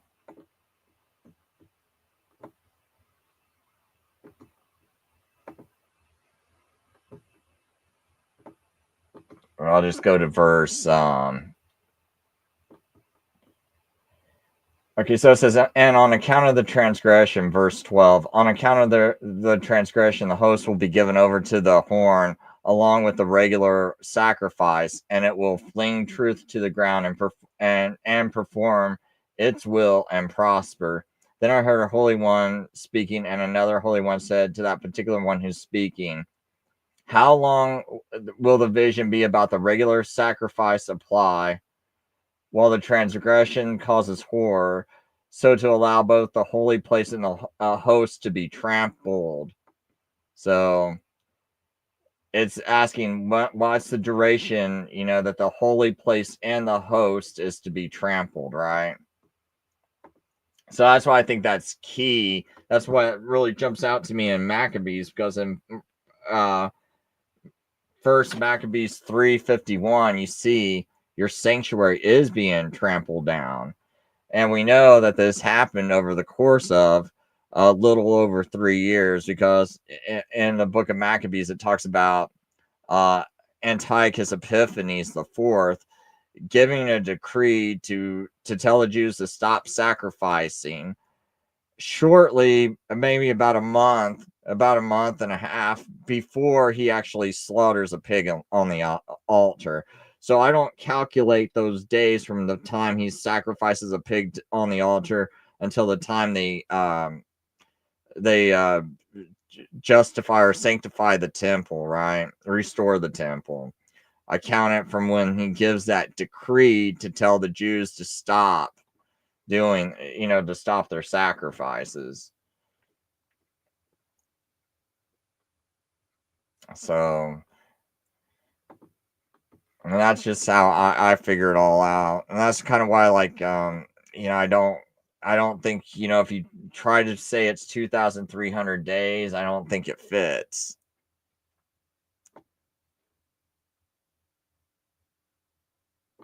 So, Tackling the Giant says, so he interpreted as a dual interpretation, such as Emmanuel prophecy, which was about a child born as a sign to Judah, not to be worried about Ephraim coming against them. And then it was also shown as being fulfilled with Yeshua as well.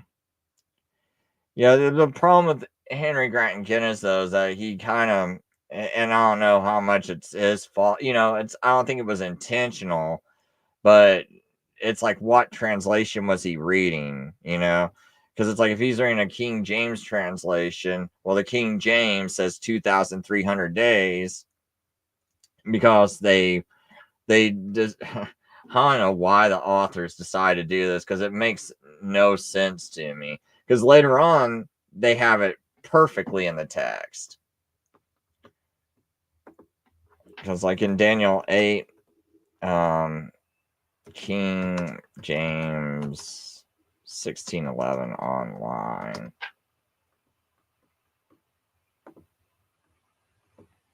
But it's kind of crazy to me that, they have it as,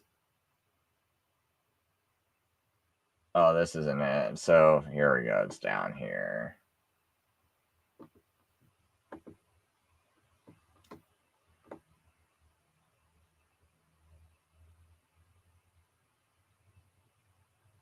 Oh, yeah, here we go. So you got 2,300 days, but right here they got this little cross symbol.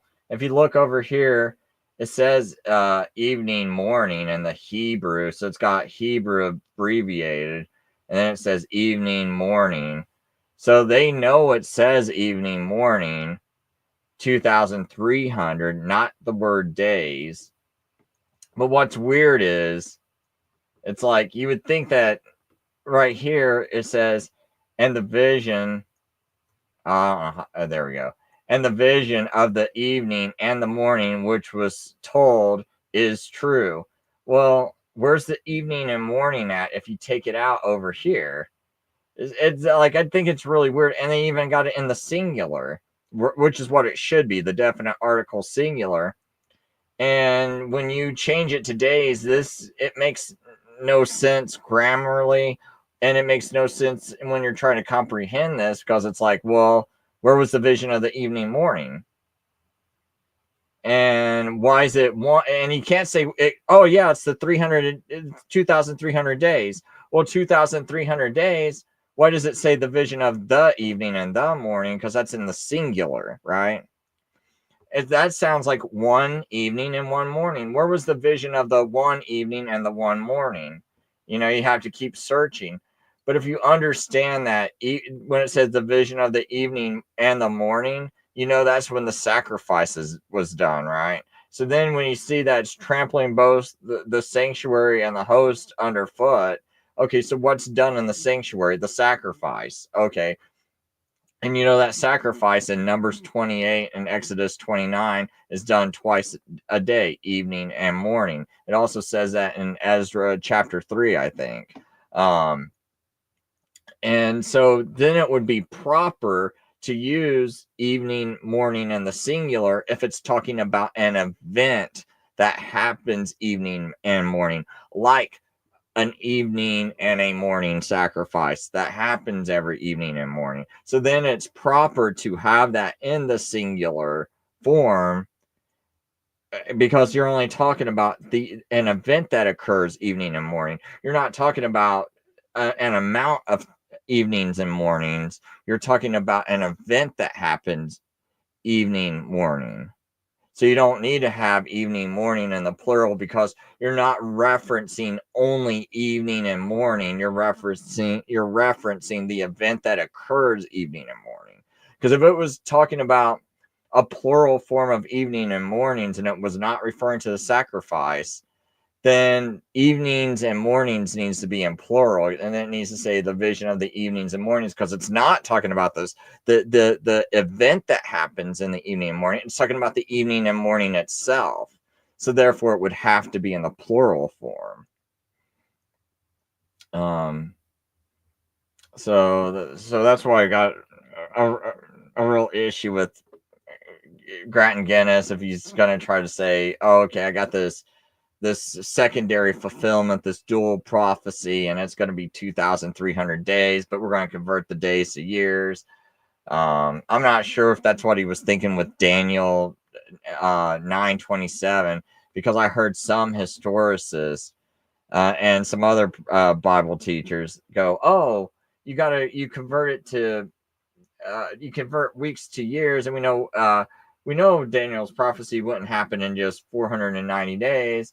And so you go to Ezekiel and see how Ezekiel converted years to day, and then you go and you do it the reverse way for here, and you convert the days to years, because you remember Ezekiel's converting years to days, so he's going to lay on his side for a day for every year, right? So So Ezekiel's converting years to days. But for some reason, these people want us to go, oh no, what we need to do is, so since Ezekiel does it that way, we're going to, that gives us permission to do it the exact opposite way. And you don't even need to do that in Daniel 9, because the word weeks is actually the word sevens, shabuim, and it by itself, it means years. And when they want to mean a week of days, they'll say it just like they do in Daniel 10, verse 3, when Daniel says, I was praying 3 Sabuim of Yamim, and because Yamim's the plural form of days, Sabuim is sevens. So Daniel's saying, I was praying 3 sevens of days. So he had to specify that. So I'm sorry if anyone's watched my other videos and heard that point, but so you say you're confused with the evenings and mornings point I'm making. I don't know if are you still confused after what I just said? Because it's just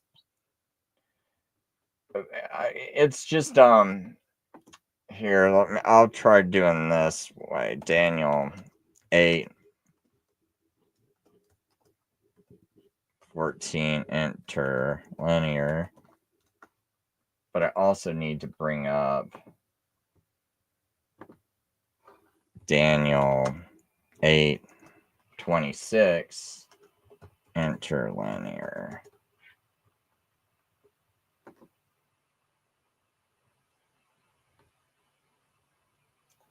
Now, one problem with this interlinear is that down here, you can clearly see that this is saying,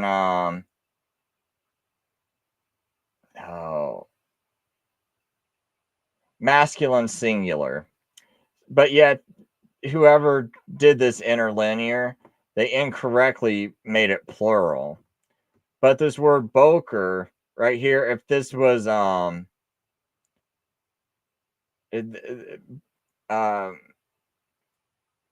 okay, this hob right here, this is like the definite article. This is the. This wa, hob, boker, and the morning. It's singular. If it was plural, it would be like it'd be transliterated like bokerim. I don't know how to read the Hebrew down here. I can read all these transliterations. But when so this like wa, ha, hob is the, and the morning, and the evening. Hold on. It says I'm sorry. I forgot. Gotta read it this way. So the evening and the morning, right? But it's like the right here. So we have ha right here and ha over here. And when you click this, you're going to see its singular form, right?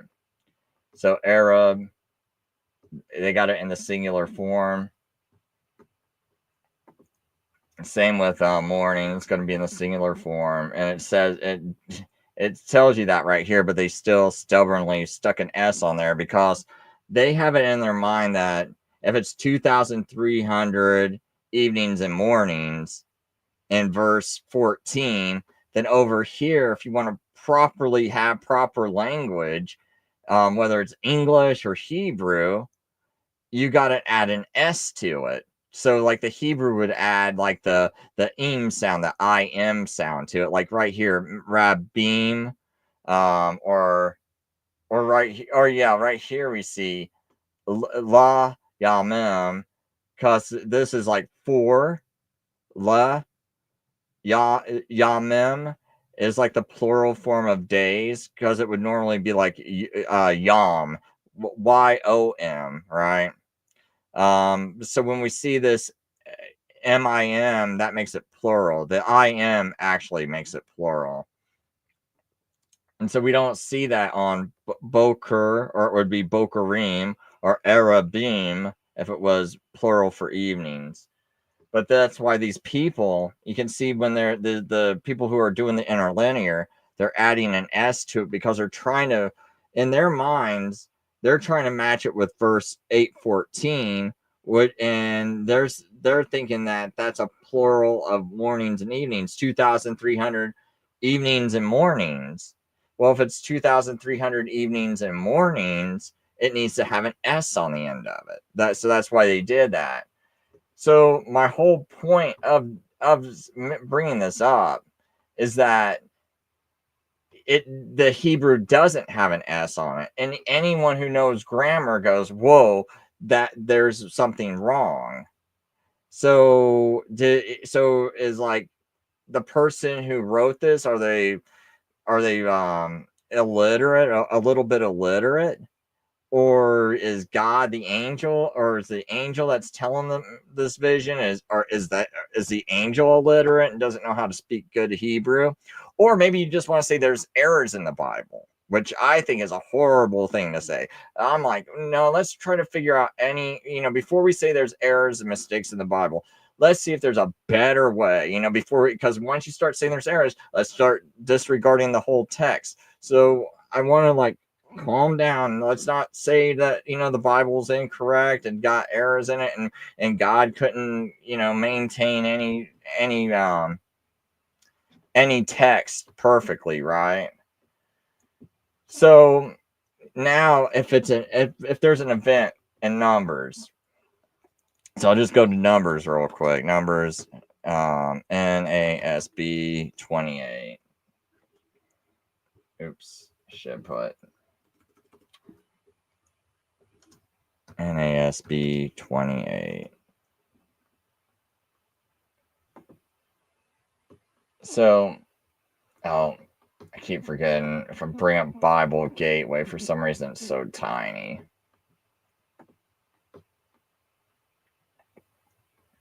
So it says, then the Lord spoke to Moses, saying, command the sons of Israel and say to them, you shall be careful to present me my offering, my food for my offerings by fire, a soothing aroma to me at their appointed time. So this is a key, at their appointed time.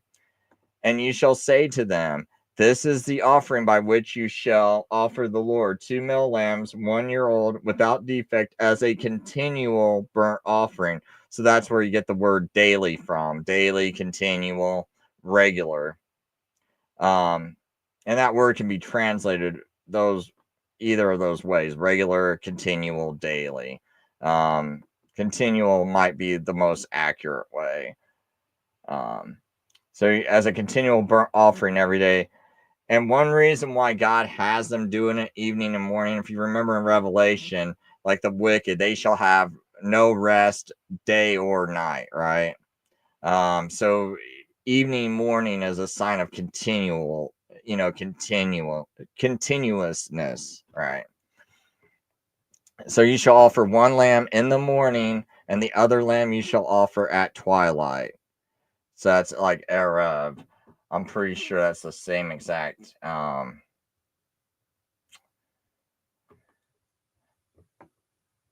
me make sure. So that was verse 4, just so people can know that I'm not. I'm pretty sure it's going to tell you. Oops, let me get interlinear here. Enter.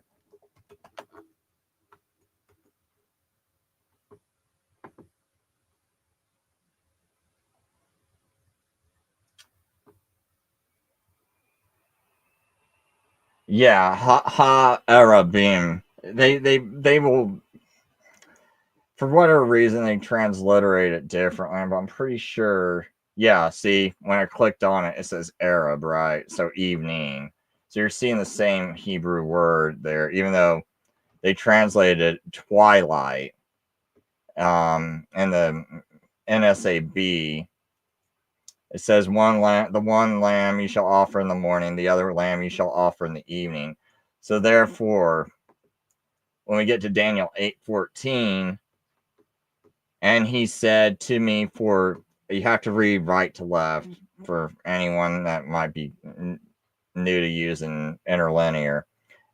And he said to me, for evenings, morning, See right here again, they added an S to it. So that's partly why they added the S in verse 26. The same people who did this interlinear, because they're trying to match it up to here, because they're seeing 2,300. Their minds are going, oh, 2,300 evenings and mornings, because they're going, oh, this Hebrew can't be correct. Let's fix it. You're right, because they're thinking that they're only talking about 2,300 evenings and mornings, and they're not. Like, these people, when they're translating it, they're just trying to translate a whole entire Bible. And so some of these people are actually making some of these mistakes. They might be accidental, because you're translating a whole Bible, and if you keep trying to study it for hours and hours and see how you should perfectly translate it and think about how this text should be perfectly interpreted, you'll never get the translation done. So there's part of me that understands why they're doing that, because it's like, if you kept, like, someone like me would have had to point that out to them while they're translating it. And so if it's someone that's not, I don't know how fluent these people are when they're translating the Hebrew. I don't know how much they know, even understand what they're translating, right? They might just be trying to translate and give you a rough idea of what the Hebrew is saying, and that might be their only focus. And they're not thinking as deep as, like, oh, but this is in singular. But if it's in singular and I translate it to English, it's going to sound really weird, because in English, we know 2,000, anything that's more than one, you add an S to it. So I think that's why they just simply did this. So, but it's clearly singular in both instances, because we saw what it looked like when it's not singular. When I brought up that numbers, because you can see that I don't know why they have evenings here, but they have morning here. It's kind of odd.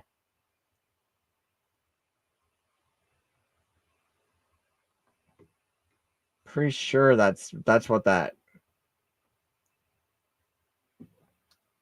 I'm not sure what noun MD is.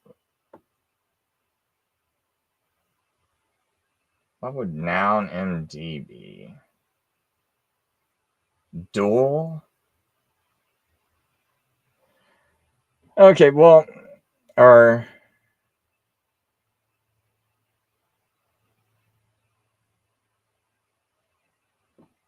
yeah, I'm not really sure. I'll have to ask someone why they got that IM here.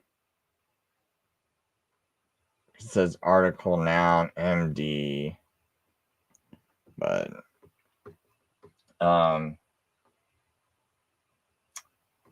anyway, it doesn't hurt my point at all. Because the main thing is, once you understand that you're seeing singular Hebrew and Daniel 8:14, and you're also seeing the singular of evening and morning in 8:14 and in verse 8:26, then it's either bad Hebrew grammar, or it's referring to an event that is happening.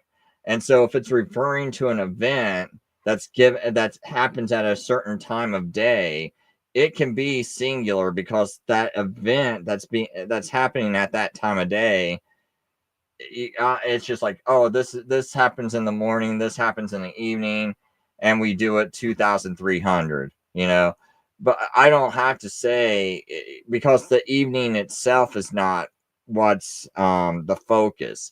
That's just telling you the time it's done, the time of day it's done. The 2,300 is just talking about the amount of sacrifices. But that 2,300, it's not tied into saying that that's the amount of evenings and mornings. So that's why that evenings and mornings is not plural, because if it was tied to telling you how many evenings and how many mornings it was going to be, then it's making a grammar error. there because it needs to be in plural.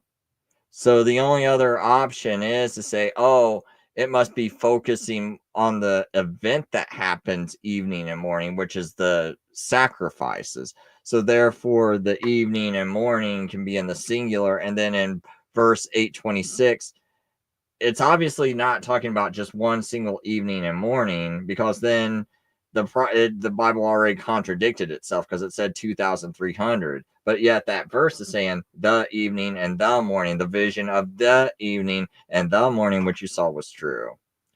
So therefore, it would be contradicting itself, unless all it's talking about is that, oh, the vision you saw of that event that happens evening and morning is true, and that's what it's telling you.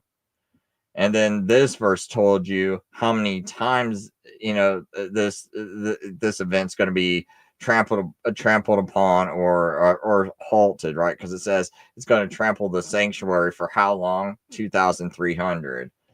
So that's how many sacrifices couldn't be done for that period of time. So that's about the best I can explain that. It's a little difficult, right? Because I mean, I saw that for about a year and couldn't quite wrap my mind around how do I explain that? Because I saw an issue, and I mean, like, honestly, like, it's just recently where I've been able to like word it and explain to people what the issue I'm seeing. I did another video on it, but I'm like, I think back to that video I did, the first video I did, where I wrote a lot on that argument, and it's like I still wasn't quite grasping how to best explain it, and so it's not an easy one. It's one of those things where you have to kind of think about it a little bit, and then it might set in your brain, because it took me a long time for that to go, oh, okay, and looking at the Hebrew. So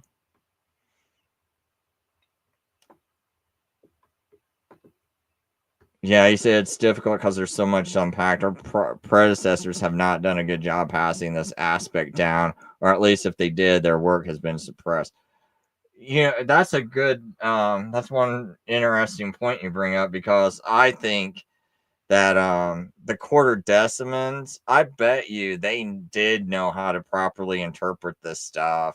A lot of people who probably kept Sabbath were probably closer to the original Jews, the original teachers.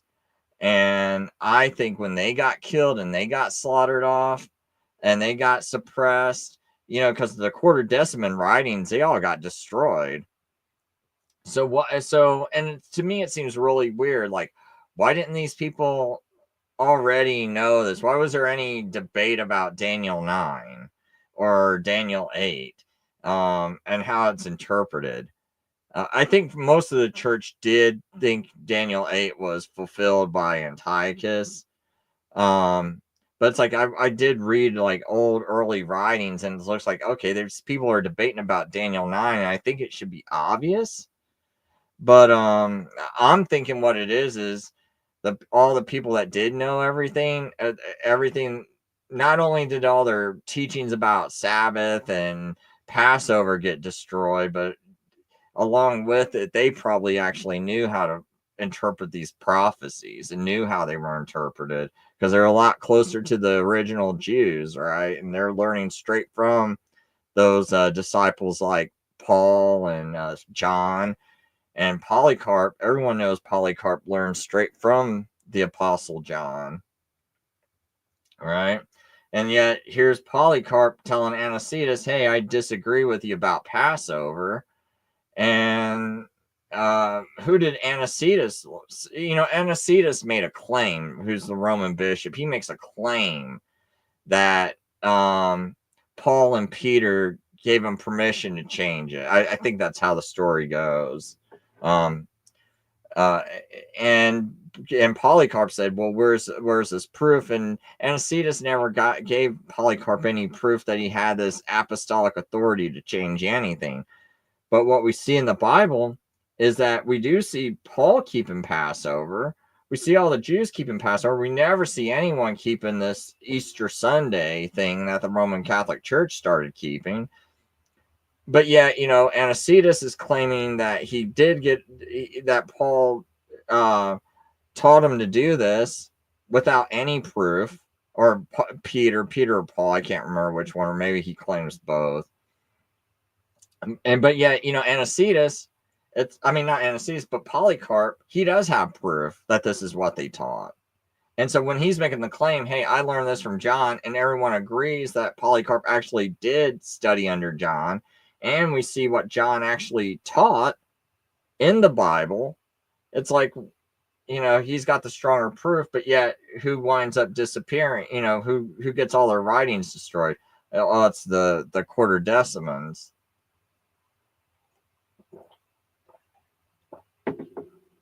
So that's what I think happened. At least that's my story, or my outlook.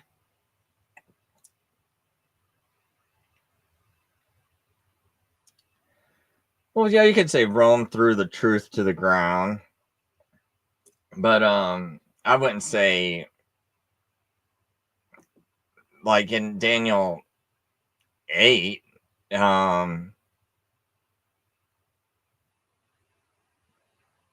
I wouldn't like, but I mean, any evil thing throws the truth to the ground. I mean, that's just a natural oppressor. So I wouldn't just say that, oh, that must be Rome. This is clearly only one person fulfills this prophecy, and that's Antiochus. If you don't think that, then you got to throw this whole Bible away, because you know, you got the same Daniel that supposedly predicted Jesus, but if he's already messing up this prophecy, you might as well not trust him on the other. He's a false prophet. So, but you know, I don't. But it looks like to me this was entirely fulfilled by Antiochus, so that's why I don't put Rome in it. Plus, Rome already existed. Rome didn't come out of Alexander the Great. Rome didn't come out of Greece. Rome existed at the same time Greece existed. So Rome can't come out of Greece. So it can't be the little horn in this chapter. So if people want to say Rome's the little horn in chapter 7, I'm fine with that. But in chapter 8, I don't see how it could be the same horn. Because this horn, it definitely comes, Rome was not even really a little horn at that time. So that's another like crazy thing. Like, oh, Rome's a little horn. No, it's not. Rome could have held its own with any of those 4 kingdoms, right? So it doesn't come out of one of those, and it never came out of one of those 4 kingdoms. So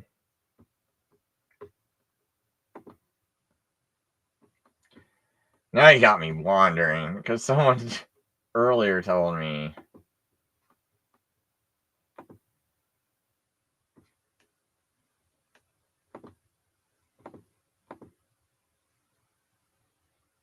Okay. I wasn't sure because, you know, None Your Biz said something about 70. Well, None Your Biz said something about your profile. So whenever someone says Rome or makes any kind of connection, kind of get me worried.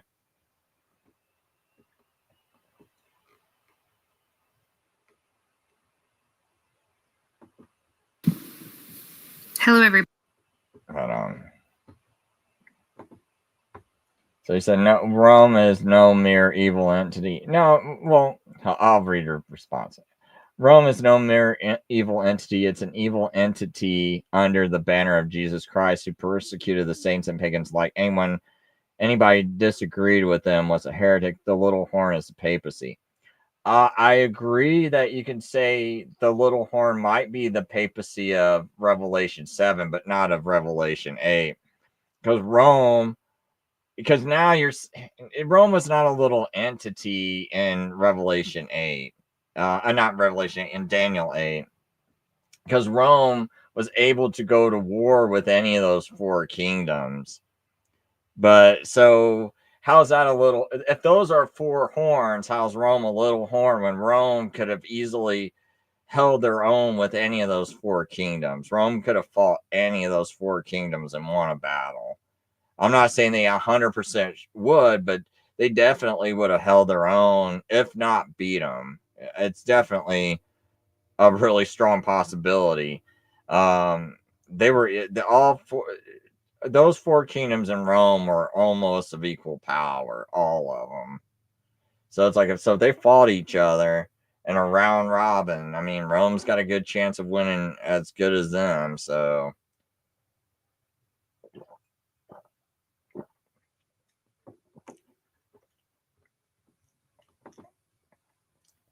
you say, yeah. See, I can agree with all this. Rome is the beast. The RCC is the harlot. Roman Catholic Church is the harlot. The papacy is the little horn.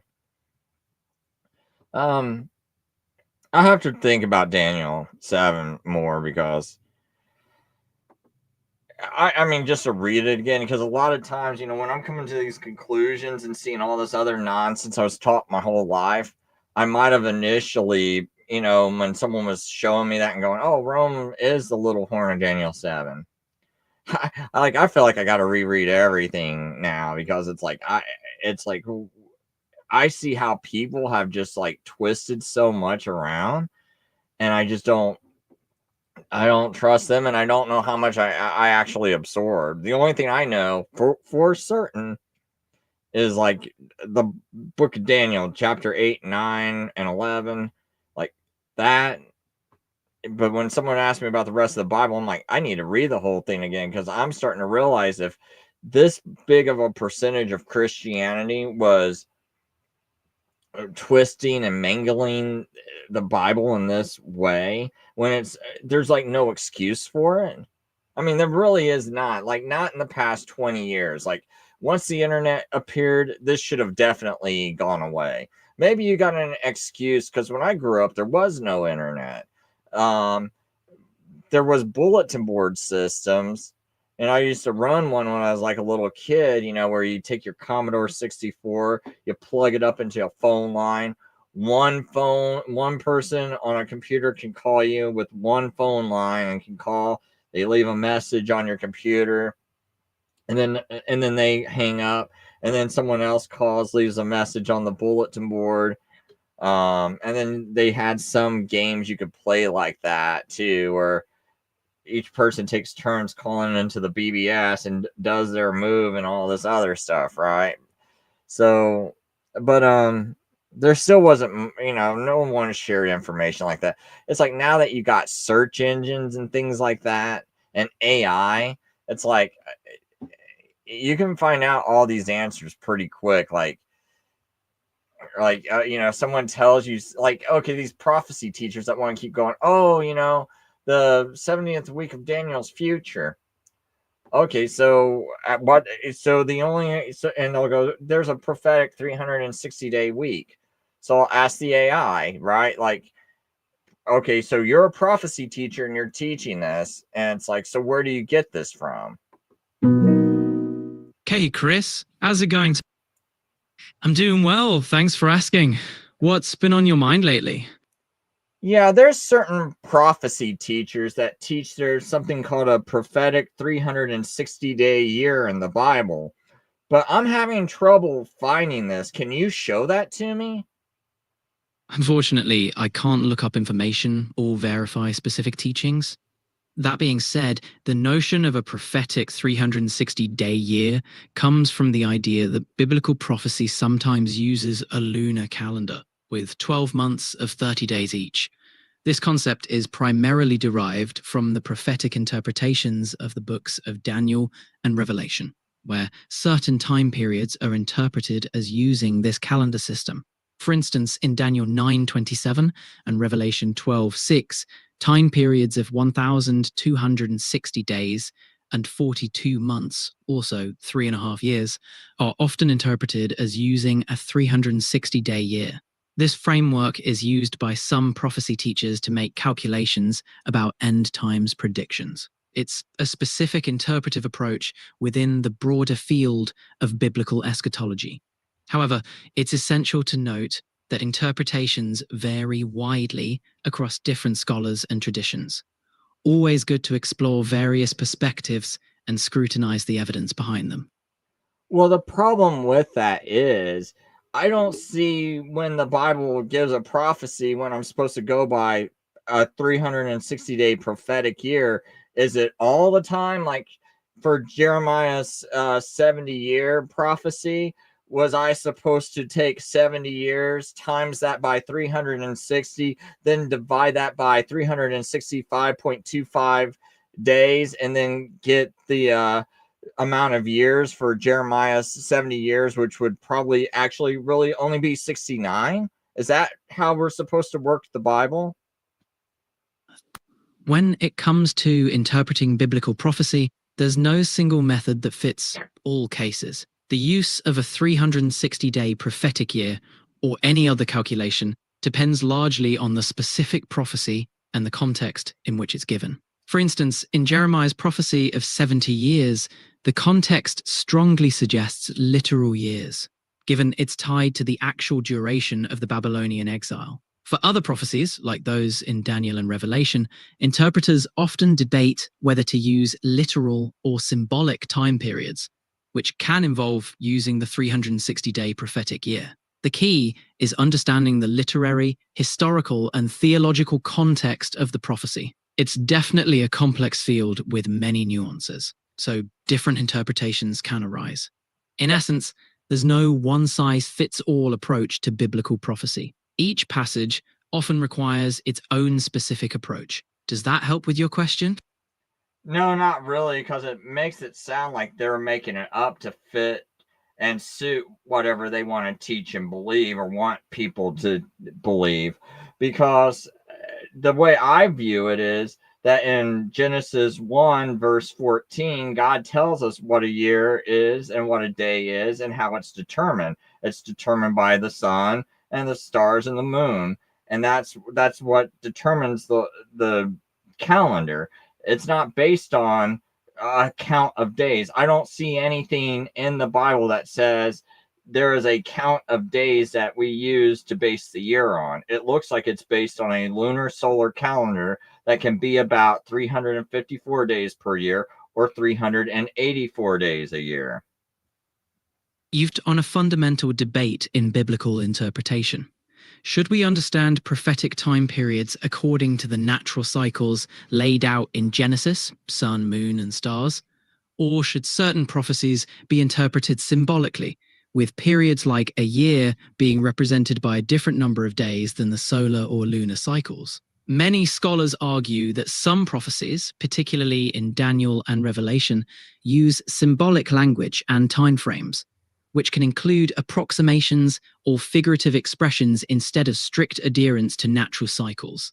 On the other hand, your point about the Bible's emphasis on a lunar solar calendar, where days, months, and years are measured by celestial movements, demonstrates how crucial context is for understanding biblical texts. Some argue that the prophetic year, for example, is a device used within the literary and symbolic framework of the prophetic books, rather than a standard for all biblical timekeeping. The differences in approach often come down to interpretive frameworks and theological traditions. It's a nuanced area, and these differences in interpretation reflect broader conversations about how to read and understand biblical prophecy. It's always valuable to hear different perspectives and think critically about the evidence and reasoning behind each interpretation. Does that help bring some clarity to the discussion? No, because what I'm trying to find out is how do they absolutely know there's a 360-day prophetic year? I never see a year reckoned by a count of days. A year is always reckoned by the seasons. Like every year has 4 seasons in it. It doesn't have no more or no less seasons in it. These years need to be based on agricultural cycles and things like that, which is always, well, let me put it this way. The concept of a 360-day year as a prophetic year is indeed more of an interpretive framework rather than a standard measure explicitly laid out in the Bible. It's derived from interpretations of prophetic texts, particularly in Daniel and Revelation, where some scholars have seen patterns that lead them to this conclusion. But as you've noted, the Bible discusses time and seasons in the context of natural cycles, sun, moon, and stars, as laid out in Genesis. This agricultural and astronomical foundation underlies much of the biblical reckoning of time elsewhere in Scripture. The idea of a prophetic year is more about how certain interpreters have chosen to understand specific prophetic passages, rather than a rule explicitly laid out in the Bible. It's an interpretive approach that attempts to make sense of symbolic timeframes in prophetic literature.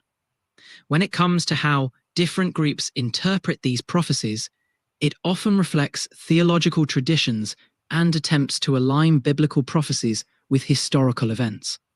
There's a lot of debate around whether this approach accurately captures the intent of the biblical authors or imposes too much modern interpretation.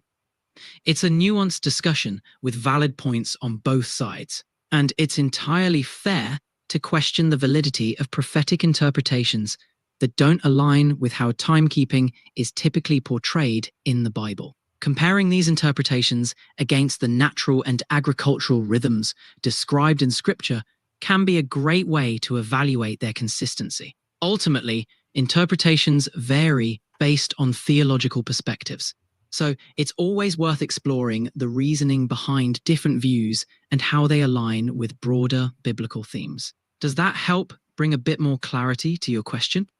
No, because what I'm looking for is to understand how a Jew who's reading the book of Daniel would have understood the word year. Because if you're going to redefine the word without having any previous context, that doesn't seem fair, or it doesn't even seem sensible to me. Because without the book of Revelation, how would a Jew be reading this prophecy and understand that when God says a year, he's meaning something totally different? Like, he's meaning 360 days. He's not meaning a lunar solar cycle.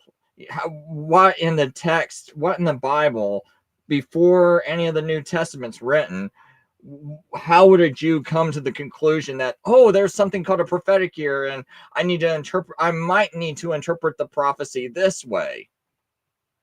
You're right to focus on how the original audience would have understood these prophecies. For Jews at the time of Daniel's writing, the primary context for understanding time would have indeed been the lunar solar calendar, as outlined in Genesis and other parts of the Hebrew Bible. There's no direct evidence that they would have had a concept of a prophetic year distinct from the natural cycles they used in their calendar. Jewish readers in the Second Temple period likely interpreted Daniel's prophecies through the lens of their existing understanding of time and seasons. The idea of a prophetic year being 360 days comes from later interpretive traditions, possibly influenced by the fact that ancient Near Eastern cultures, like the Babylonians, used a 360-day calendar for some ritual purposes, though they still adjusted their calendar with extra days to match the solar year. It's more of a scholarly and theological construct developed later by interpreters trying to understand the symbolic nature of the prophetic texts, especially when aligning them with historical events. Your inclination to consider how a Jew in Daniel's time would have understood the word year is valid. They would likely have interpreted it within the context of their lunar solar calendar. The prophetic year concept is a later interpretive framework applied to make sense of certain prophecies in retrospect. Keeping that context in mind can help you navigate the differences between how ancient readers and later interpreters might view these texts. And you're right, it's essential to acknowledge the original context to interpret these prophecies faithfully. Does that align with your understanding? That aligns a lot more closely to my understanding, because I don't think we should say there is such a thing as a 360-day prophetic year unless we were ever given some sort of context to understand that we should be looking for that. So therefore, when Daniel's being given these prophecies, he needs to understand what God means when he's telling them these time lengths. Exactly. For Daniel and his contemporaries, interpreting prophecies would have hinged on their existing knowledge of the world and the patterns of time they lived by. Without explicit instruction to reinterpret the term year, they'd naturally default to their familiar lunar solar calendar. Context is everything, and without a clear directive otherwise, it's reasonable to assume they'd interpret things within their cultural and historical framework.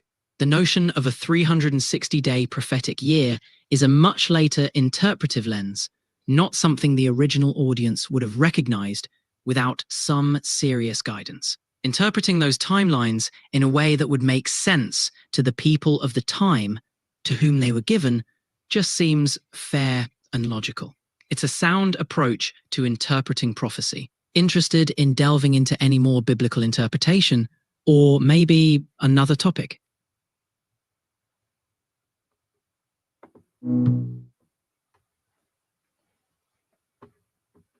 Okay, so hopefully we all learned a little bit from that. For me, I always find it interesting because this is what I do actually a lot when I'm not online, is just have conversations with this AI and try to see, am I the one that's crazy? Am I the one that's not seeing this correctly? And so but this is why I say it's kind of inexcusable that people just insert a 360-day so-called prophetic year when we don't find it in the Bible. Like, that doesn't make any sense to me. Why are you just going to insert that? Oh, because you want to twist the Bible, create your Bible fan fiction, and then turn a prophecy that's clearly about Jesus into the Antichrist, which you could use this prophecy to help Jews understand that Jesus fulfilled their scripture. But instead, you guys want to, these people want to just twist around, make it about an antichrist, and just make the book senseless and less godly, because it doesn't even sound like a prophetic book anymore, because they want to say that Daniel 8's about a future antichrist, Daniel 9's about a future antichrist. The whole book's about the antichrist. I mean, at least to them, it seems. It's like, and when I think when you study Daniel 9 properly, you'll see the whole Bible actually. And it looks like to me the whole Bible's focused around that prophecy, because that whole prophecy is about the Messiah, and the Messiah is the most important part of that book, Jesus Christ, right? Or Yeshua, or Yeshua. Or Yeshua. I don't know all these different names. Sorry, but like that's the central figure of the entire Bible, is the Son of God. And so for that and that prophecy, kind of like, to me, it cements the whole Bible together. That explains why you were ever keeping these feasts, right? These feasts pointed to Jesus. God had the sun and the moon and the stars, and it's all pointing to Jesus from Genesis. And it just seems like it's all leading up to Jesus. And that one prophecy helps you figure out why it matters to study everything. Oh, now we know why these sacrifices, what this was painting a picture of. We know the timing that they did these things, the day they did these things on. Oh, this actually had meaning. So on and so forth. Because until I started studying Daniel 9, it's like, and once I figured out it was about Jesus, and then I'm starting to tie all these other things in with it. So to me, it's like the glue that holds the entire Bible together. And so when I watch people make it about the Antichrist, it's like, I feel like from that, they start having all these weird beliefs.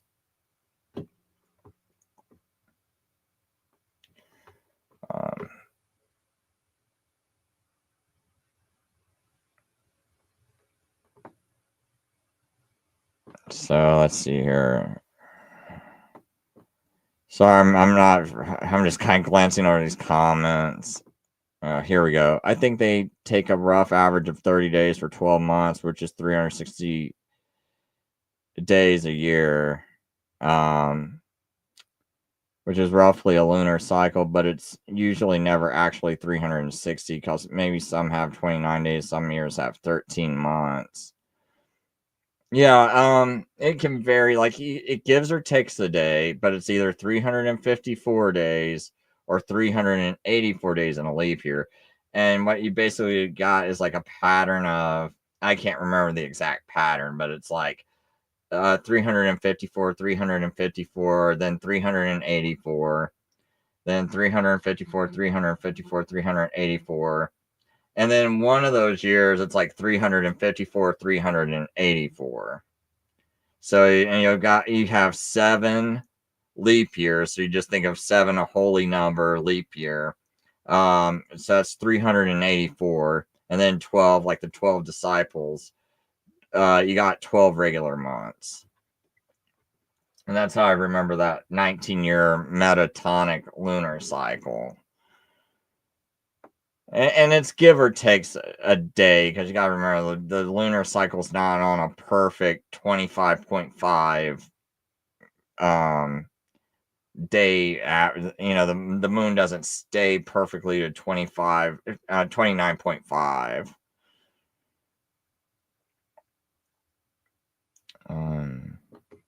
So I'm just going to glance at a couple of comments out there in the show. He will also bring the temple down from heaven. For Peter 1 says, 1 day is equals 1,000 years. So after 2,000 years, we are in the 3rd day. Prophecy in Zechariah says he will build the temple. Oh, that is kind of true.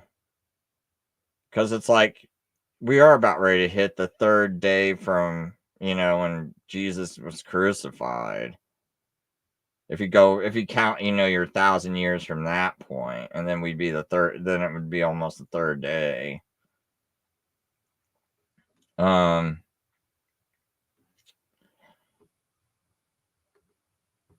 Yeah, all I know is we're definitely like closing down on the sixth day.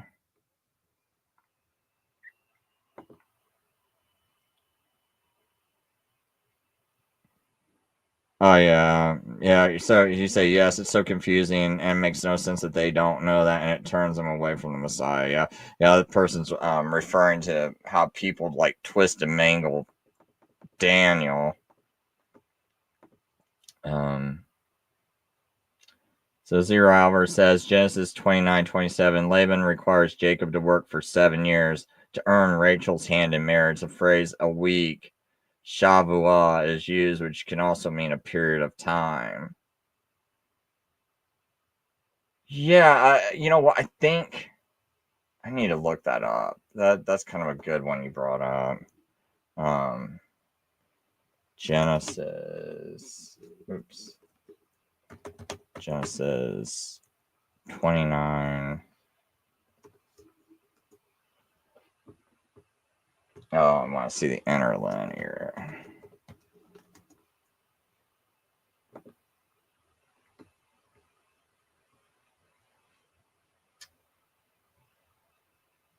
Okay, so here they translated it as Sabua, but I think it is. Yeah, so it's the same one. So it can be a week of days. So even this is telling you it can be a week of days or a year. Okay, I need to remember that.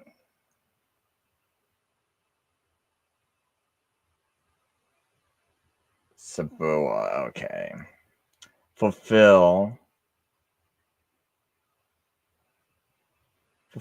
week this, and we will give you also this one for the service which you will serve with me still 7 years another.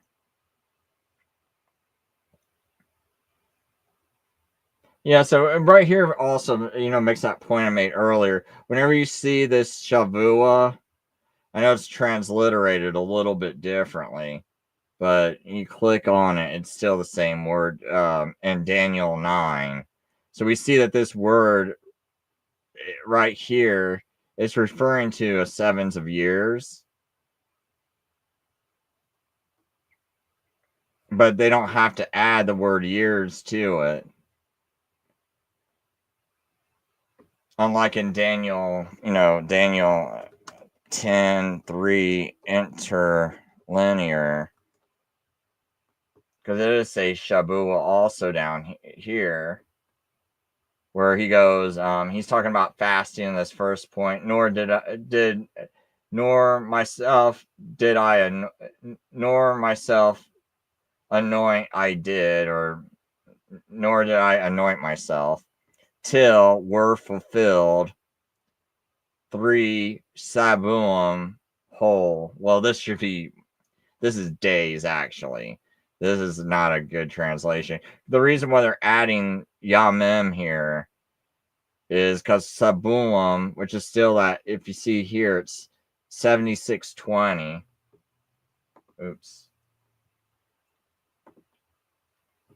So it's still that same word that we just saw in Genesis 29:27. Same exact word. But they had to add the word days to it, because if they don't add the word days to it, then you're thinking, wow, he fasted, he didn't anoint himself, and he fasted for 21 years. So that's why he had to put days here, so you're not thinking it's days. So it's like any place where they don't put days, then you just take it as being a year.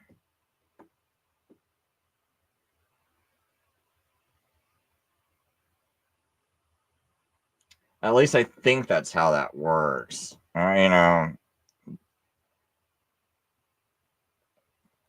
Because I noticed Daniel 9, they don't specify years, but we know it's years, and we see the word Shabua there. See, in Genesis 29, we don't see the word years here, but we know it's years. But yet, in Daniel 10 verse 3, we see the word Shabua, and they have to specify that it's days. So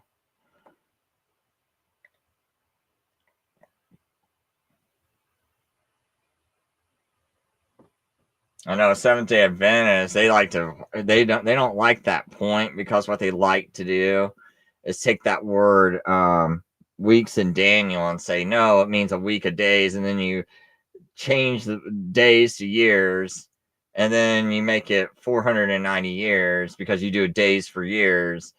But that's not necessary. Genesis 29:27 shows you that's unnecessary. But they do that so they can justify when they try to make the 2300 into years, but then they misread the Hebrew altogether, because it should have just been 1150 days, because it's talking about sacrifices. So anyway, hey, any of you people, I noticed no one came on the show. I'm pretty sure I had the link out there. Well, none of you did, so it did work. So I did have a link out there. So anyone was like welcome to come on. And people in the future, you can disagree with me. It doesn't matter. I'm really like tired of I'm not trying to I'm not here to yell at people, bully them around. Yeah, everyone can see that main video I got on my YouTube page. It's like, that's what I don't want to be anything like that guy, right? The guy that just mutes your mic and doesn't give you a chance to talk. I like to give people plenty of chances to talk, explain their opinion. And when it comes to Daniel 9, I'm very patient in hearing a futurist try to tell me what convinced them, because I'm curious, because I really want to get this done with. It's like, please tell me how you've gotten so convinced. Yes, I'm going to bring up these points. Just let me articulate the point, but I'll give you plenty of time to talk. I'm still looking for futurists. I know I did this video on short notice, but I want to talk to someone and just show me why the way I interpret it which I can go over with you in just 10 minutes at the most. I think I can explain my view in under 5 minutes. But your view, I know, I want to know why you reject this, like what looks to be an easy view that you can easily explain from scripture, and why you're going to this view where you have to start digging up all this stuff, like coming up with a prophetic year, because now you got to go search the Bible. Where do we find a 360-day prophetic year? Then you got to start having these decrees make sense. Like, oh, I started at Darius and then I stop it here and then I start it back up again, and here's where the 434 years starts up, and then it ends here at Messiah. So, okay, show me what in the text tells you that they start back up again here at this new point, and why you broke it up. And these are, I just want to know these simple questions before I start listening to how they tie in Revelation and all that other stuff, and rapture. Like, I'm really pretty sure there's, just based off this alone and always hearing people talking to me about a 7-year tribulation. Is it rapture before the 7-year tribulation? Is it in the middle of the 7-year tribulation? Or is it after the 7-year tribulation? I'm pretty sure, because they all get that 7-year tribulation from Daniel 9:27. All 3 of them are wrong. All 3 of them are false, and they're all wasting people's time. So, I mean, right there could help a lot of new people understand a lot of people you should avoid right off the bat. It's like, yeah, it's good. Listen to other people, what they got to say, but, kind of eliminate these people that are just wasting your time, not knowing what they're talking about.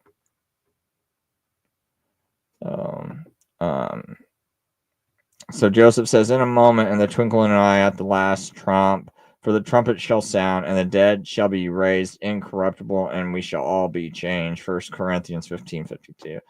Not really sure what that's about, but thanks. Day of trumpet shouting. Yeah, I try to be. Thank you. I try to be.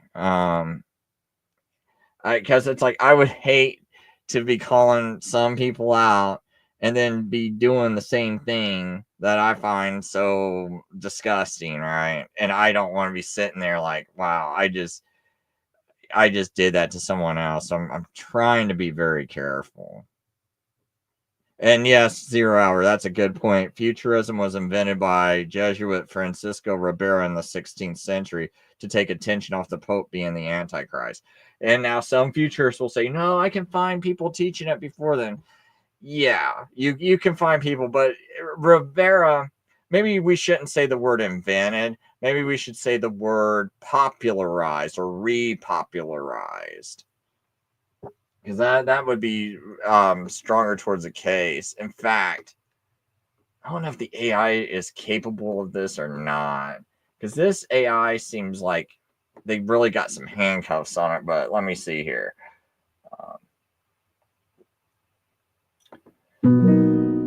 Hey, Chris. I know there's some books from around the 1600s or 1500s where there were Protestants that talked about how the Jesuits are pushing futurism, that Daniel's prophecy, the 70th week is in the future. But I can't remember these books off the top of my head. I think like maybe Andrew Willett was one of the people, and a few others pointed this out, but I can't remember them off the top of my head. It's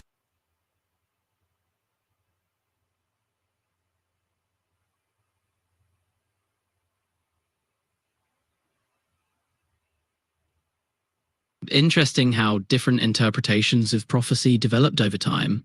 When it comes to those particular texts, Protestant reformers like Andrew Willett, who you mentioned, did argue against the idea of a future 70th week in Daniel's prophecy, which they associated with Jesuit teachings on futurism. These discussions were part of broader debates about prophetic interpretation during the Reformation and Counter-Reformation. There isn't a definitive list of books that laid out these positions, but writings from Protestant reformers of that era often addressed their concerns about what they saw as Jesuit influence in prophetic interpretation. These texts can be a challenge to track down, but they often appear in broader collections of Reformation literature.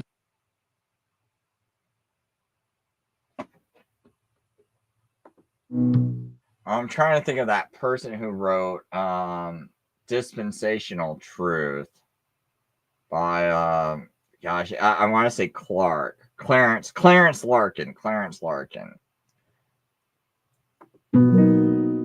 Any other figures or ideas from that era you find interesting? Well, I think in Clarence Larkin's book, Dispensational Truth, he does bring up how the Jesuits popularized futurism to take heat off the Pope.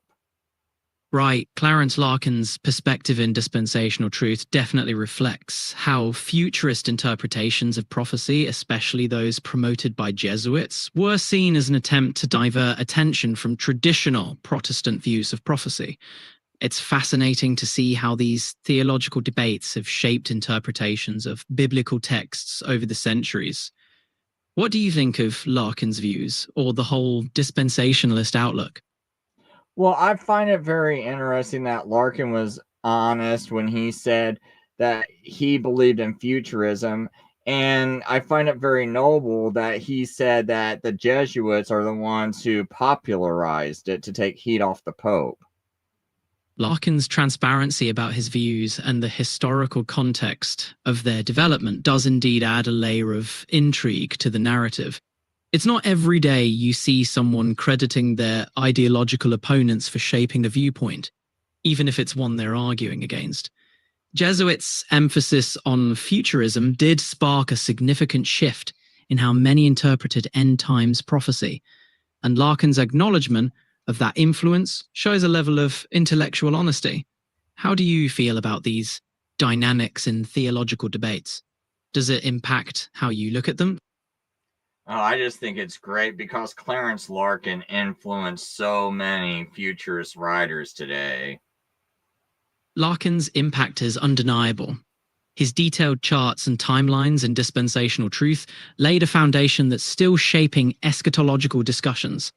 It's amazing how his work continues to influence the way many people envision the future based on biblical prophecy. It's like his interpretations opened up new avenues for exploring and understanding scripture. Any futurist writers or ideas from those influenced by Larkin that particularly stand out to you?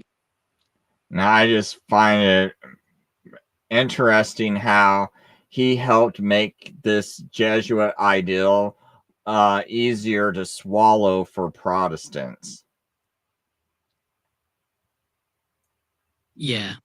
Larkin's framing of futurist ideas in a way that resonated with Protestant audiences certainly played a role in bridging what might have seemed like a significant theological gap. Presenting these concepts through detailed charts and structured dispensationalist frameworks seemed to give them a kind of legitimacy for those exploring biblical prophecy. It's a reminder of how powerful interpretation and presentation can be in shaping religious thought. Does this influence change how you view the relationship between historical events and theology? Okay. I guess my camera starts freezing when I use AI. I was like laughing and part of that. I just thought that was just wonderful. Um, yeah, Manuel de la Cunza, him, I think it's like, is it Floramine? I can't think of how to pronounce his name.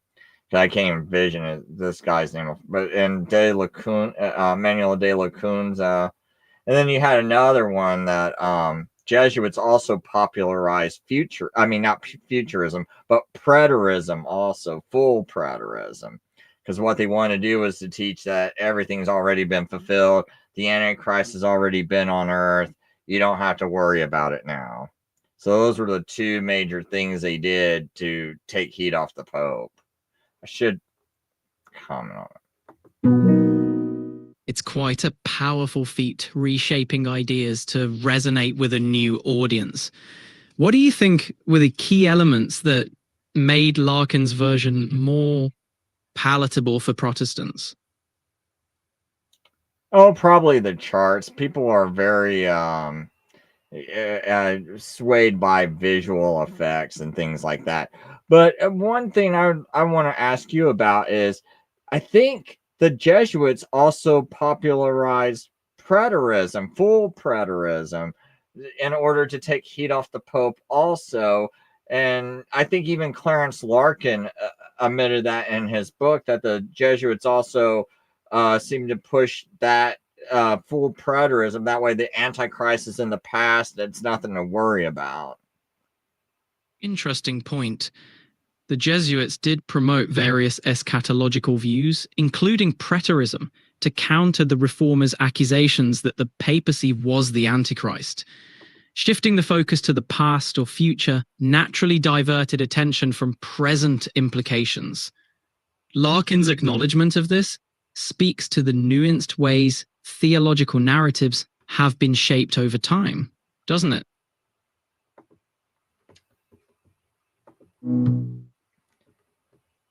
Yeah, you say you need to get that book from Clarence Larkin. Yeah, Dispensational Truth by Clarence Larkin.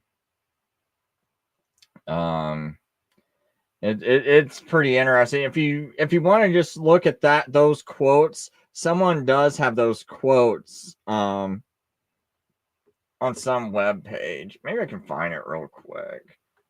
Clarence Larkin, Dispensational Truth, Preterism, Futurism, Jesuits.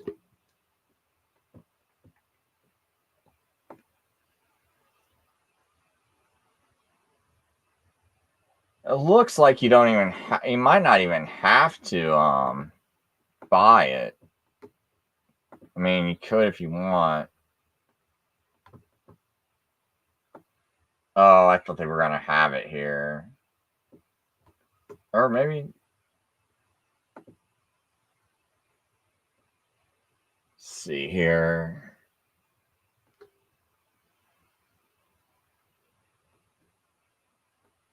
I can't remember what chapter it's in though. But you might be able to read it from here, but I know there's like some page where he talks about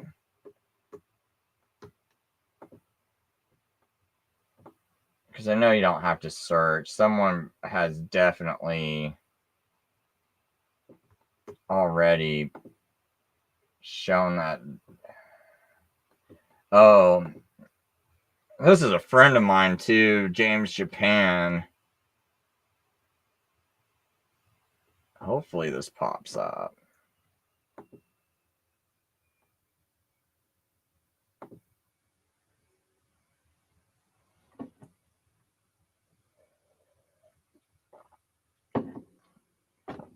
Well, I don't know why this is so slow.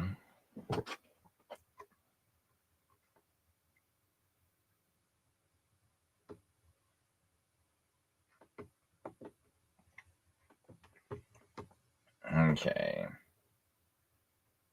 So he might have this.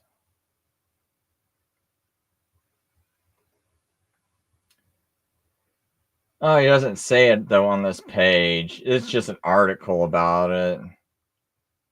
I was hoping I could show you the actual quotes.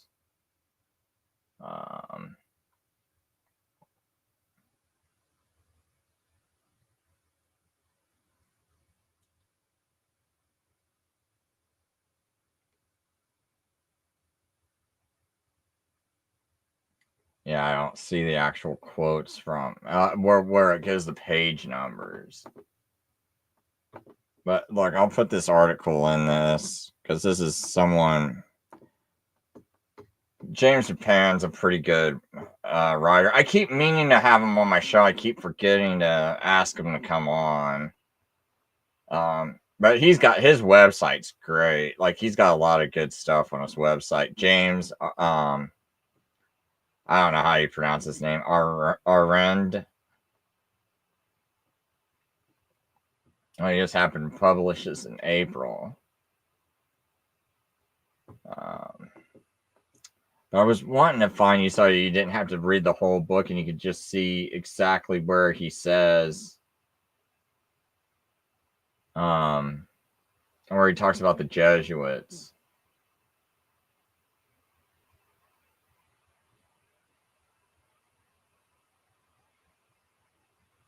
Or maybe it's...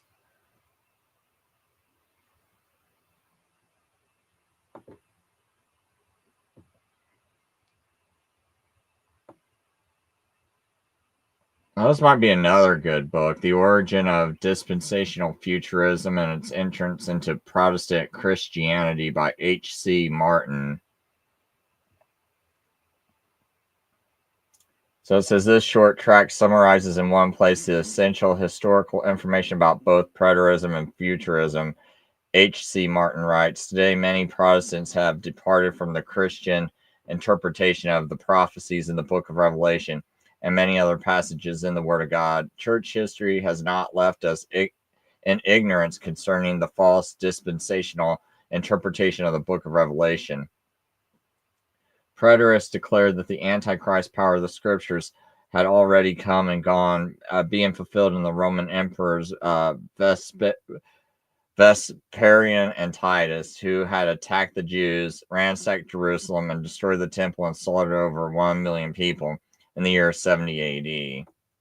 The other school, known as the Futurists, said that this great power must be future, teaching that it would not appear until the second advent of Jesus Christ.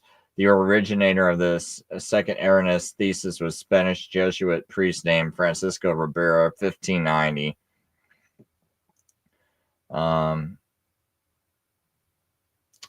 A lot of the stuff I've already wrote. Oh, Bellarmine too. Yeah. This futuristic interpretation was popularized by Cardinal Bellarmine and became widely accepted in Romanism.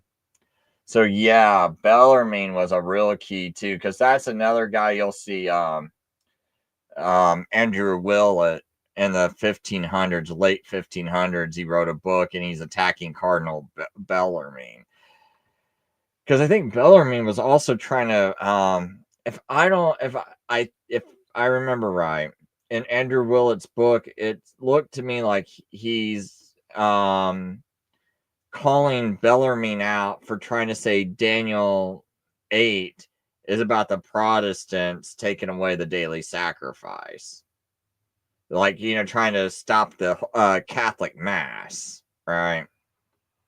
I think Bellarmine said, but it's been a long time since I looked at that book, so don't quote me exactly on that, but I'm pretty sure Andrew Willett gets in an argument with Bellarmine for trying to toss that into the future, and he's explaining. Andrew Willett's explained how it was fulfilled by Antiochus, and you got, I think, Cardinal Bellarmine is trying to throw it into the future and make it about the Protestants taking away the Catholic Mass or something like that, if I remember right.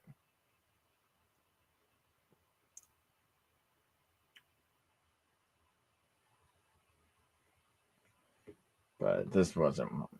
I was hoping I could just get the quote so you knew what exact page to go on for Clarence Larkin's I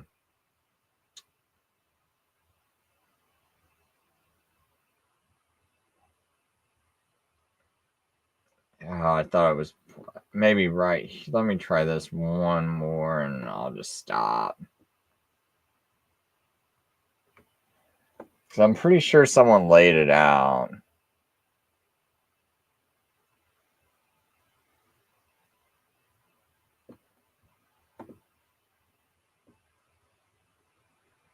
Okay, I think it's page 5. So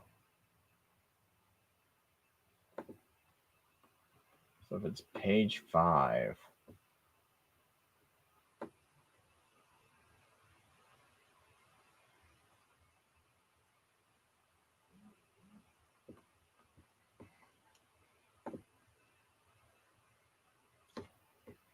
Well, this is chapter 2, so it can't be this.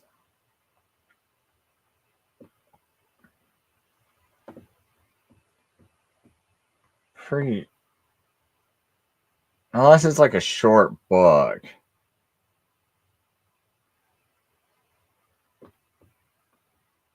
thought I might have missed something. Let me just go to, I'll just click over to,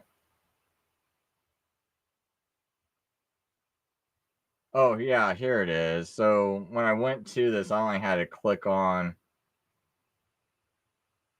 a couple of pages because it right here is talking about schools of interpretation. So in this link for Blue Letter Bible, which I think I posted.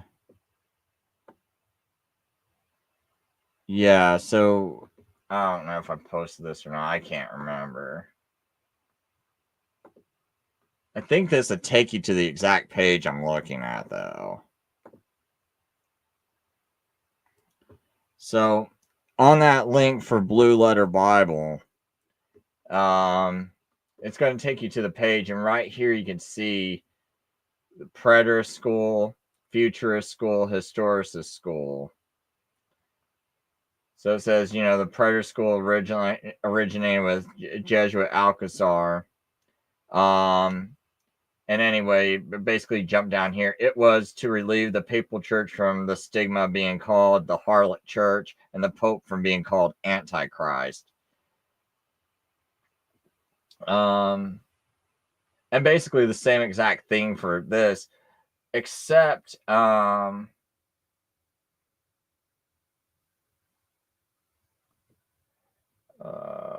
I think he actually. Oh yeah, here's one interesting thing he writes about the historical school. It was a powerful and formidable weapon in the hands of the leaders of the Reformation, and the conviction of its truthfulness nerved them to love their lives, to not love their lives unto death. It was the secret martyr. It was the secret of the martyr heroism of the 16th century. So you can actually see some good fruits from historicism because it gave them. Because to me, I mean, at least I think that's a fruit, you know, that they loved God, you know, that they loved not their lives unto death, and they put Jesus Christ above their lives. Whereas, you know, the future school doesn't really give you much, you know, I don't know. To me, it doesn't give you much strength because it's like, oh, there's going to be a rapture and you just get taken away and you don't have to worry about tribulation. You don't need to worry about growing a character that's going to endure tribulation. You know, you don't need to have a character that's going to, you know, resist temptation and things like that. You don't need to worry about that. You're always saved. You don't have to worry about, you know, resisting temptation. So yeah, so even if the mark of the beast comes and you think, you know, your family might starve or you might starve or go through some hardship, or maybe things would just be a little inconvenient, you know, but hey, you know what, that a little inconvenient, but you know, it doesn't matter. You're always saved. It's like, or it's not so much that, but it's like if you get caught off guard, right? Like, you know, things are tough and you never develop that kind of character. Because people don't instantly, or a lot of people are not able to instantly go through hardship and hard times if they haven't developed that character, if they haven't developed that strength, if they haven't developed that belief. And then suddenly you put them through something super rough. That some people going through something like that, they wind up just caving in. So that's why I don't like the futurist stuff. I don't really like the preterist because preterist is kind of the same way to me. It's like, relax. It's done. The world's just getting better. Which, I mean, you can make some arguments if you really think about the character of people. But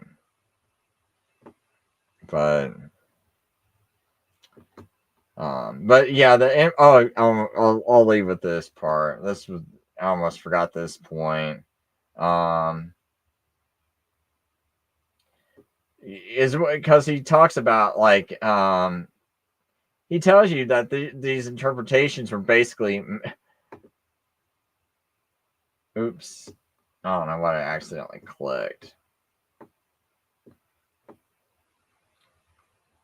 Because the futurist interpretation of scripture is the one employed in this book. But leading up to that, he's telling you that in its present form, it may be said to have originated at the end of the 16th century with the Jesuit Ribera, who, actuated by the same motive as Jesuit Alcazar, sought to rid the papacy of the stigma of being called antichrist, and so referenced the prophecies of the apocalypse to the distant future.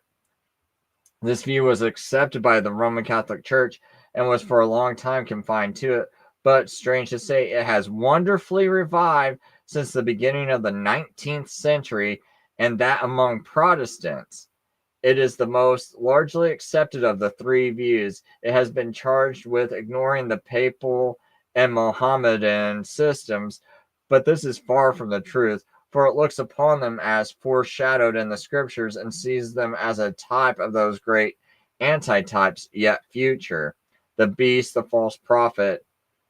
So I guess what he's saying is that it's not that they look past them, it's just that they're just a type, but there's something like them that's going to come in the future. Yeah,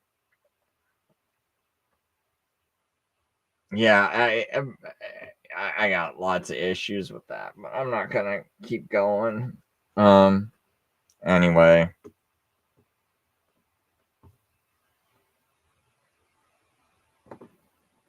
Oh yeah, tackling the giant says yes. People all over the world are in war, starving, etc. But if it doesn't affect them individually, they think it can't be tribulation. See, that is my exact point. That drives me nuts with futurism. It's like, oh no, that's not tribulation. Like, these poor people suffering in China and Korea, all these different places. It's like, oh no, you're not in tribulation. That's not the tribulation. That's not the 7-year tribulation. It's going to be much worse because you're right, because it's not affecting them. And people keep having that attitude. That's why I get scared with the way things are, because it's like, okay, at what point, I mean, is there like a judgment where people have that attitude? It's like, okay, you guys think you're so comfortable, and you guys keep saying that's not the tribulation, and it's not helping out these people enough, and actually causing it by deciding to do nothing or elect the leaders you do elect. But so the origin of dispensational futurism is available for free as a PDF on the Lutheran Library.org. All right, I'm gonna go ahead and stop it here. Thanks for watching. I hope we all learned something.